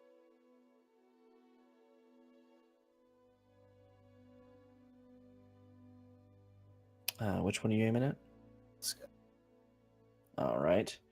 So as you swing the first shot, clearly seeing it come home, he actually does something that I didn't scroll down all far enough to see your thing, and he parries your shot, raising his AC by 2, and thus making where you don't hit. Okay, well. Damn it, that sucks that I only saw it now. Hey, I know that ability. Mm-hmm. That's it. So Aelion stands back up after getting the healing from Markinor, still feeling very winded and not quite as precise with his attacks, unfortunately, and gets his first shot parried away and misses with the second one. Markinor, the guy to your south, swinging away. Okay. 13 and 16, gonna miss both of his attacks. Nope. Kalen. All right, I'm gonna toll the dead on the one at the north end nearest Alien.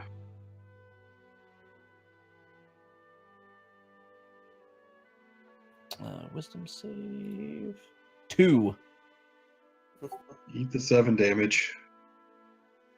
Guys are not very wise. All right, Dong once again, and he reaches up and holds his head as the psychic energy, or necrotic energy rather, rings through his head, killing him a little bit on the inside, quite literally.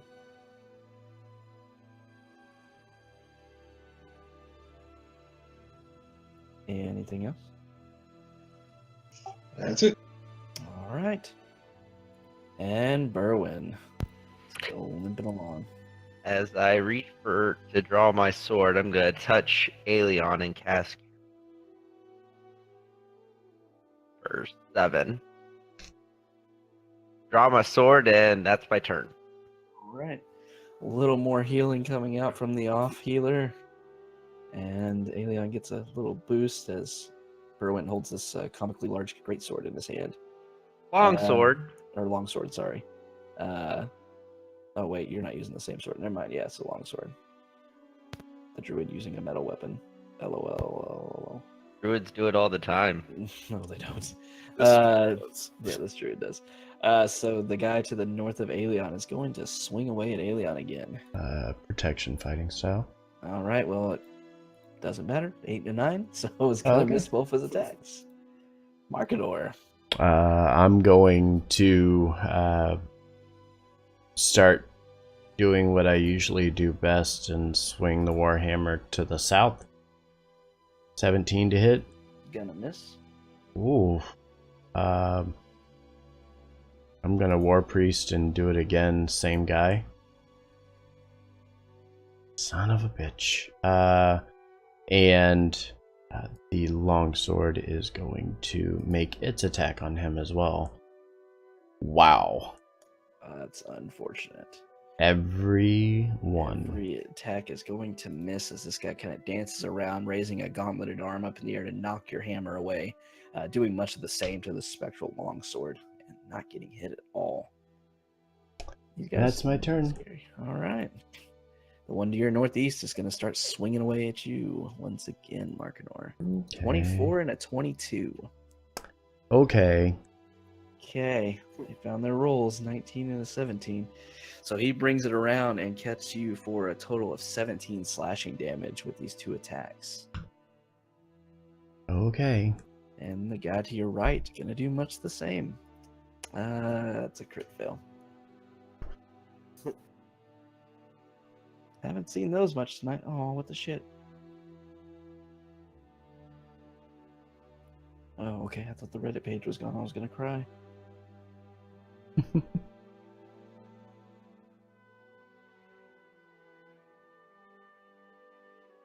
10. I think I've seen that recently. Yeah, so as this guy misses with his first attack, he brings around the second one, and he loses his footing, exposing himself. All enemies will have advantage on their attack rolls against you until the end of your next turn. So you all have advantage on the dude directly to the east of Markanor. Come on, man. Nobody wants to see that. And Exposing Helion. himself. He's exposing himself all over the place. All over the place.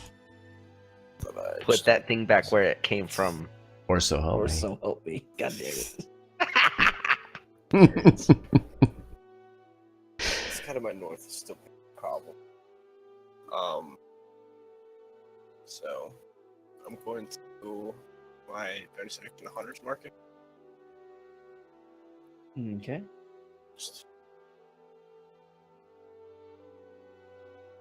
I'm still just kind of switched to my rapier. And so, see if I can get the better of Holy them. I shit. can't. Yeah, unfortunately, those are going to both miss. Well,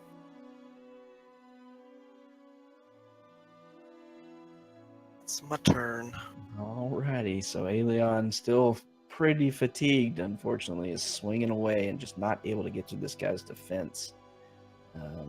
Guy to your south, Markinor. Getting real annoyed with that sword and you taking shots at it is going to swing at you again. 17, 13, going to miss both his attacks. Kaylin.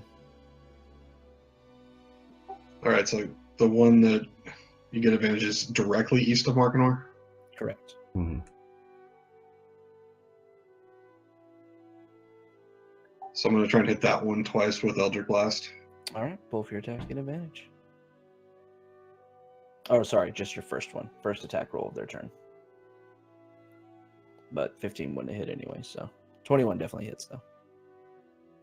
Yeah, if I had on both, I can actually re-roll that, but since not.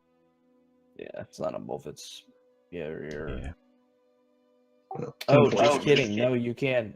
No, just kidding. I read 6 to 9 is on the first attack.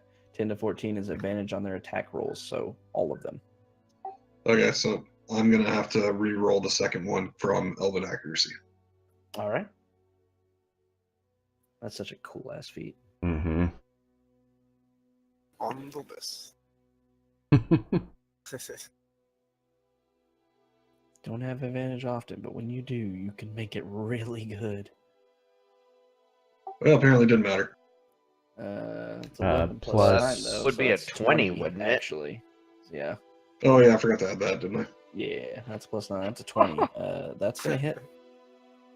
So 18 total damage. Alrighty. So yeah, you let Roof, seeing this guy just completely open, staggering back from losing his footing, you careen into him with these 2 Eldritch Blasts, dealing a massive amount of damage to him. His armor begins to kind of crack around him. He coughs up some blood. He's still standing, but not by much. And that's it. All right, Berwin. I'm gonna poison spray this guy. All right. Because I kind of don't want to. Yeah. Oh, there we go. There's the damage. He's going to fail. 16 poison damage. So yeah, once again, you turn around and just green mucus spews out of your hands as you conjure this spell, and it does a good chunk of damage, seeping into his skin and his eyes. He wipes it away furiously, but he's screaming in pain. He hurts. That's it. All right. Guys, him and Aelion are having some fun right now, Oops, so he's sorry. swinging away at him again. First attack is going to miss. Second attack is I'm going going- to lands. I'm gonna use protection. Use protection, and it's still going to land with a 21 at disadvantage. He brings it around and is going to catch you for 11 slashing damage. Y'all just poking the shit out of each other back and forth. All right, Markinor.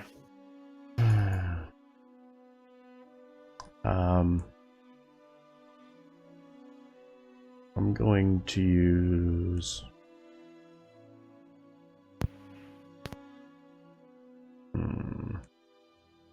Beat the crap out of that guy. Yeah. Just trying to decide how I want to do it. Is there any other way than your hammer? Sometimes. The back of the warhammer. I could flip it around, yeah.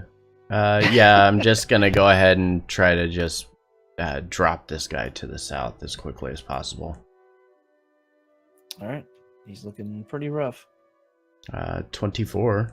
Yeah, he even tries to parry and doesn't even get close. 11 bludgeoning damage. He drops to a knee, still barely alive. The bonus action longsword coming down on top of him. Holy shit. Oh shit, yeah. Yeah, for 12 force damage. Then I'm going to War Priest to the one directly to my east with the Warhammer. 16's gonna miss, right? Advantage. Advantage. You doing to the one to your right or to the northeast? I thought you said northeast. Oh. North. No, I was going straight east. Okay. Yeah, advantage on him then. Okay.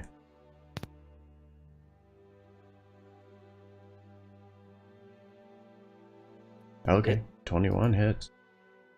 13 bludgeoning damage on him. And you will take both of them out. Nice. There we go. That feels a little better. Anything else? No, that is my turn. All right, so you bring the hammer around twice with your sword slashing and following up your first attack, taking out the guy to your south. You bring the hammer around again to the east. The guy's still recovering from staggering and then getting hit by 2 force blasts from Kaylin. You're able to easily crush in his skull with the hammer. Nice. Like this guy to the northeast is still alive. He turns over towards his ally. He says, "Take out the wounded one quickly and help me," and gives him a shout. And then turns to Markinor and swings the greatsword twice. And a 9 and a 17. Gonna miss both of those. You will try. And Aelion. Just kind of reduced to a feral animal at this point. Just kind of grinning madly at this guy. Swing at him.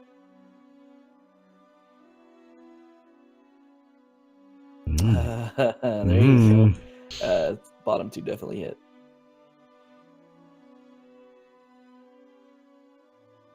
Ooh, beefy. Very beefy. 10, 7, 25 plus 12, 37, 38. 38. Yeah, your hunter's mark dice is max on the Yeah. crit. Oh, right. Mhm.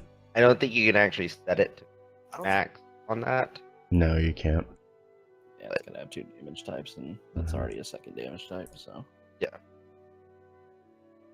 But yeah, but yeah, you take this guy out, ending this fight very abruptly. the poke battle is over. Bye bye. Yeah, so Aelion brings around his rapier, glancing off this guy's armor, getting frustrated, just brings it again with a savage attack, drilling straight through this guy's armor, chinking off some of the plate that this guy was covered in, dealing a good chunk of damage, and then brings Shatterspike around and just cleaves through him straight through the armor, killing him instantly. Guy to your south is dead, and Kaylin, there's 1 man left. I'm gonna toll the dead. Okay. You're gonna get damage on it. He rolled a 10. So 12 necrotic. Still standing, barely. All right, that's it for me. Berwin. Hey, how's the poison there, buddy?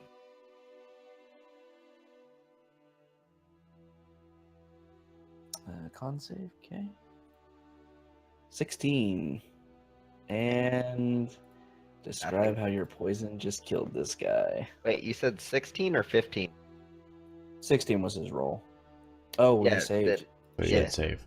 I thought it was 18. Not so yet. He takes 9. Not quite dead Oh, he yet. takes Alright, nothing. getting close. He It's takes- a save or die. It's Yeah. it's a cantrip. Oh, okay. So yeah. Okay, so he's able to dodge out of the way after seeing his 2 friends get their faces burned. Sidesteps out of the way. Yeah, that's it. Flubbing shit up tonight, apparently. That guy's dead. Markinor. Guy's not looking so good. 1 left. Hey, friend. Holy shit. The sword is going to move over beside him and will attack as well.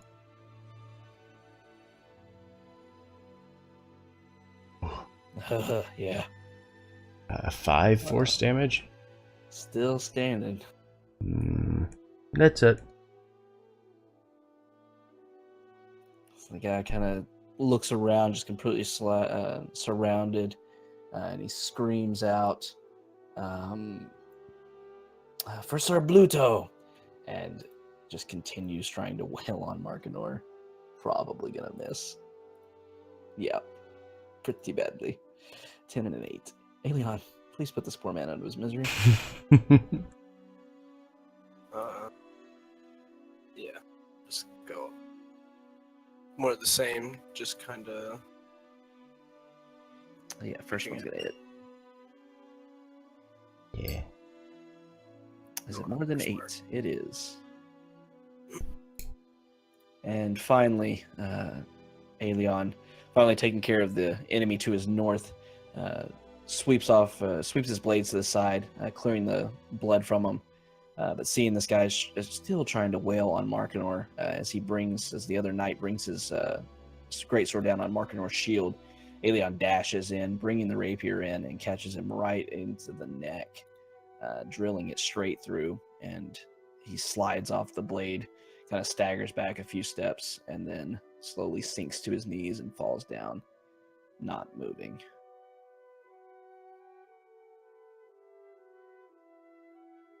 They did.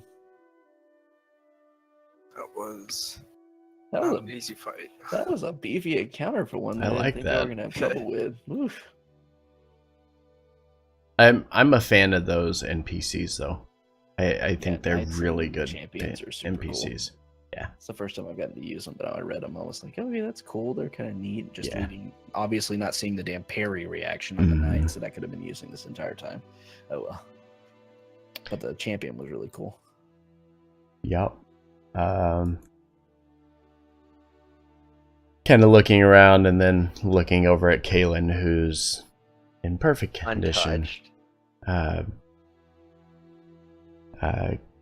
Quickly advise that we take a moment to regain our Ow. composure.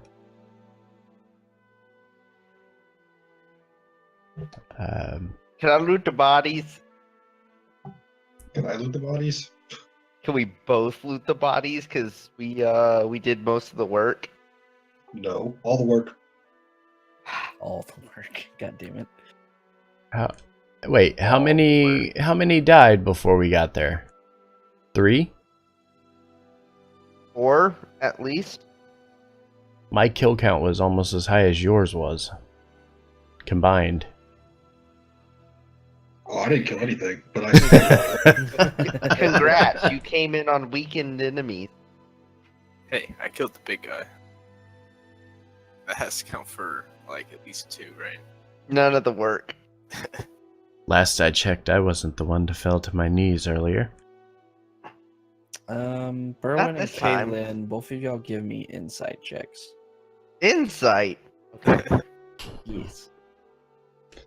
No, you're not going to have them figure that out. They weren't anywhere close enough. Come on. As you're all kind of discussing them coming in to the weakened enemies, you start to think it seemed like it, for whatever reason, compared to the time it took for you two to come down this path and get here, It took them a long time. Marker and Aelion took considerably longer. I'm not even proficient in insight. Eat. What took y'all so long to get here, man? Well, we had a complication with the other canoe. Yeah, where is the other canoe? That was the complication. I just give a massive sigh face palm and the bodies. You realize we only have one canoe now, right? Mm-hmm. We have ours. No, we don't. Yeah, Ours. Pretty sure they got fireballed into hell. Yeah, it's a smoke. Dang it. So our canoe was left in the water, and based on my vision, it looks like this thing just loops. Is that a correct assumption? I don't know. Don't know that. We have. Well, I ask because if it loops, then did the boat ever come back by?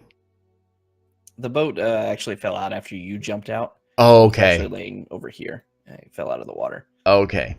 I was gonna say, because it, like I said, based on what I'm seeing from the map, it looked like it would just continue around. But yeah, if it just fell off, then that's fine. So yeah, y'all were gonna check these bodies, I think. Yep. Yes, I'm looting all of them. I did all the work.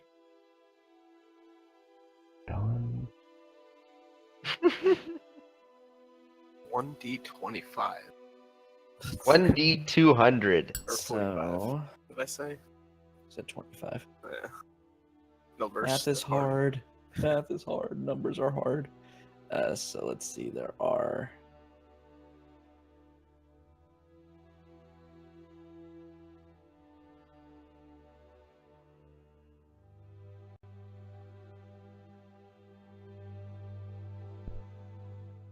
I want a short So on rest. the littler dudes, the ones that seem to be the soldiers in command of the big bad guy, you find 119 gold pieces total between all of them.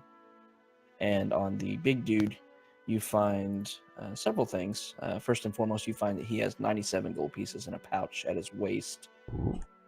You see that his attire, seems to be made of this plate mail. As with everybody else, though, the plate mail's now kind of bruised and battered from y'all beating the shit out of him. However, as you're looking at the rest of his attire, the big dude, you see around his neck there appears to be a golden key hanging on a necklace. And then as you look down further, you see his boots seem to have some like further elasticity to them. They aren't made of solid metal like the rest of his armor. Ha. Yoink. Are these the boots that I can use to chase down the kid in the village? That, why do you want to do that? It's a Legend of Zelda reference. Oh. I don't remember that When one. you're doing something like that, I was like, I'm just The- gonna wait. The sprinter's boots, so you could chase down the kid who kept saying you couldn't beat him, and you use the sprinter's boots to actually catch him. Is that the new one? That was Link to the Past. Oh, that's why I don't know it. Yeah, you're too young for that. Wow. No, it's just I haven't played it. Yeah. Same. Okay. Are we going to try to do some recovery here? Alien says yes.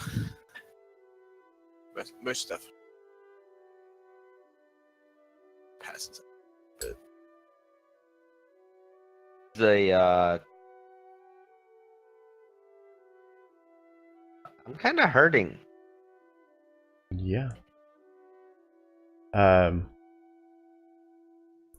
There's obviously no way to secure around a river that floats around the room.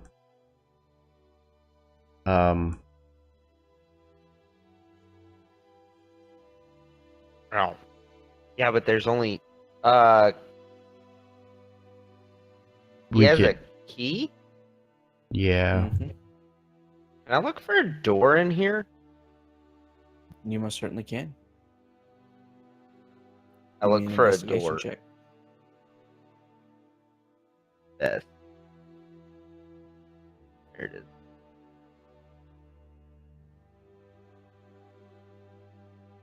Nope. Well, even with that, you spend a little time as you're moving around the room. You see that there appears to be just solid walls minus the two holes where the floating river flows through. However, as you move down to the southwest, down here He does find something? of the room, you don't see a door and everything, but as you're walking up against the wall, you hear a creaking sound and then the very low tone of rock sliding on rock, and you see a doorway opening up before you. Hey guys, What did you found something.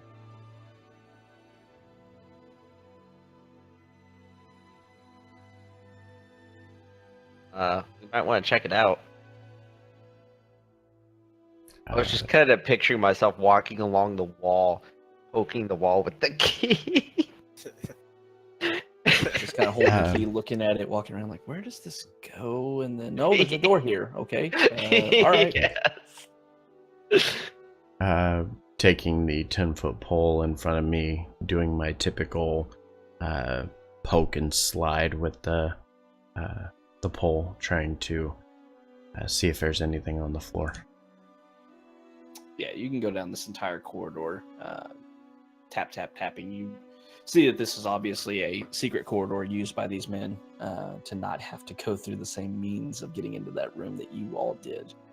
And you see that it goes around, turns, leading back, and you see another stone wall in front of you. But as Berwyn approaches it and gets within 10 feet or so of it, much of the same sliding rock on rock, and the doorway opens. Did the other door close when we entered? It closed after Berwyn walked away from it. Ooh. Back up, guys. Come So here. if I back away from the door, does it close? As Berwyn gets over 10 feet away, it slowly slides and closes. You want to huddle in this corner here? I would suggest doing so. Think about an hour? Please? At least, yes.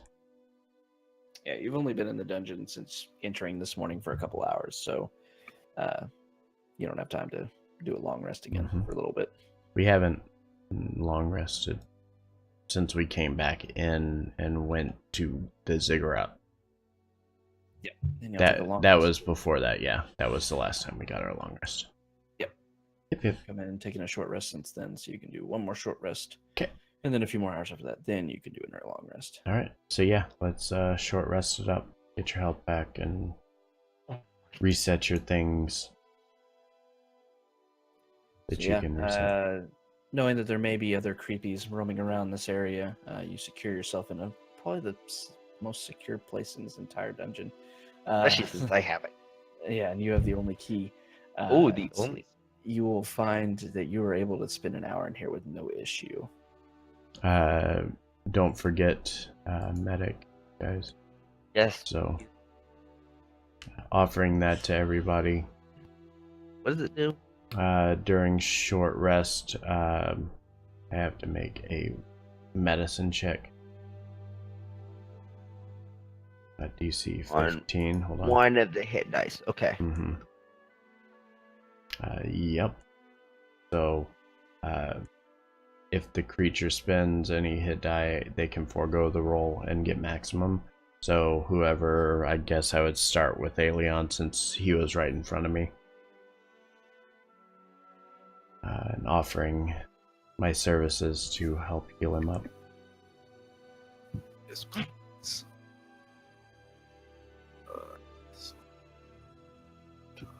And then same for Berwyn as well. Holy shit. Bruh. A fucking 10, dude. Martin was tired. Oh, I'm having the worst luck. So yeah, you can roll your hit die, Holy- but you get nothing out of it. Crap. You only get that And- on your Just first the one, normal. Alien. Yeah, just on your first okay. hit die. And then for myself, of course, I roll the way I should. You man.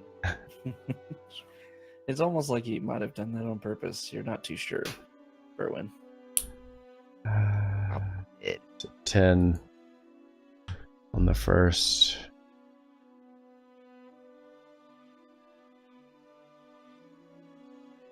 So we'll go up Ooh, to there we go. 40. Haha, suck it. I don't need you.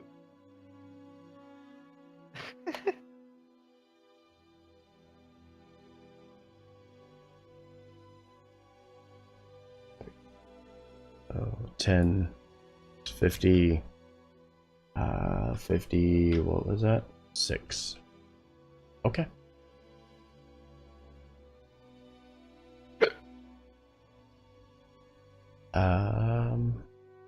So yeah, I'm all set now. As best I can, anyways. Oh yeah, going to tune to that ring. Okay. Oh yeah.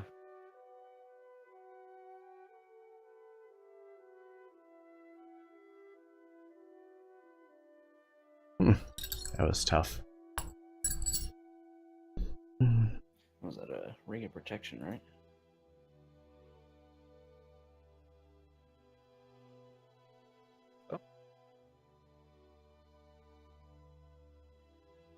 Yeah, it was.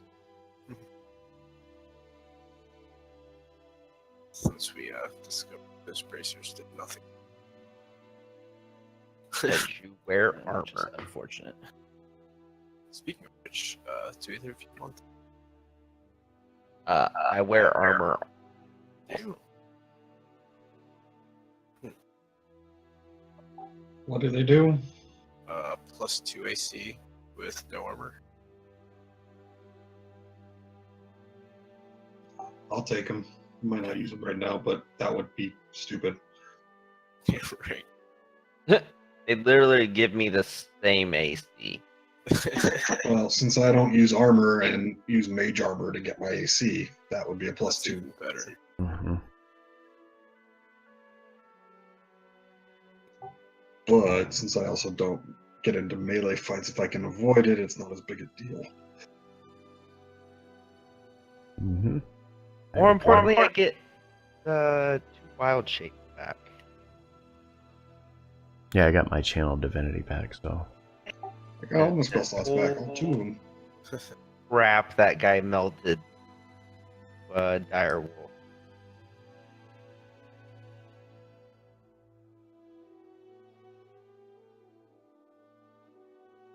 Oh yeah, you guys didn't get to see the dire wolf melt, just get destroyed. no, but I would love to hear you tell me about it. I'm going to be right back. I literally tank. I see it didn't last long. 9 crossbow bolts and 2 swings of a greatsword. Actually, more than 9. Yeah, it was a lot. Took Like a lot of 2 shots at the It beginning. was like 2 volleys of crossbows.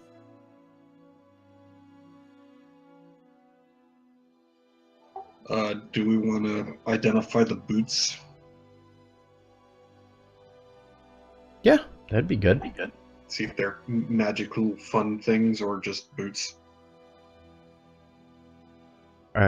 Is it a boot that fills up with soup or something, and you can like recast it and get food out of it every time? I hope it fills up with beer every time because, foot beer is the worst. I want to find those boots that I found once. Be fun. So yeah, you left that area with some gold, magic key, some special looking boots. Made your way through there. Got a short rest in. I was gonna make y'all go through that thing again. I think Kaylin was wanting to identify the boots. Was she? I didn't hear it. Oh yeah, I was asking if we wanted to identify them before we left the safe space. Yeah. I would assume we're going to do it because we always seem to do it. Giggity. I'd identify the key, but I'm pretty sure I already know what it does. Yeah, it's pretty obvious that it's got one use and you know what it is. All right, if you want to spend a few minutes identifying the boots, you will notice that these are boots of striding and springing. They require attunement, but while you are wearing these boots, your walking speed becomes 30 feet unless your walking speed is higher, and your speed isn't reduced if you are encumbered or wearing heavy armor. In addition, you can jump 3 times the normal distance, but you can't jump farther than your remaining movement would allow.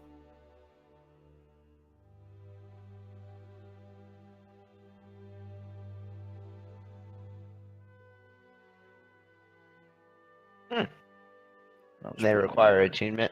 Yes, I'll put those in your inventory or your journal, Kaylin. Put them in Berwin's journal. He has them. I just was identifying them. Okay.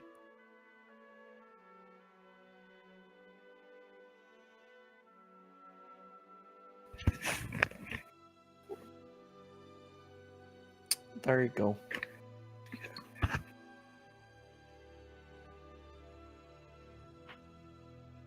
Yay.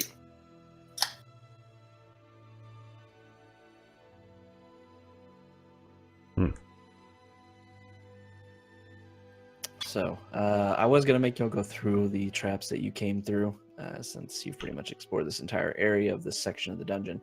But with 15 minutes left, and the fact that I am dead on my feet at this point, we'll go ahead and say you make it through. Was probably hilarious, but y'all had a pretty good system set up that I think you'll probably make it through. And you could probably take your time going through the hallway of heating metal to use Thunderstep and Misty Step to get everybody through and then rest out. And we'll say you go ahead and head back out of the dungeon, thus getting a long rest in before you come in to explore, which kind of makes what we just did moot. I apologize for that. That's okay. But you go back out for a long rest. However, one thing does change as you're moving out. Let me get y'all and bring y'all over. Choo.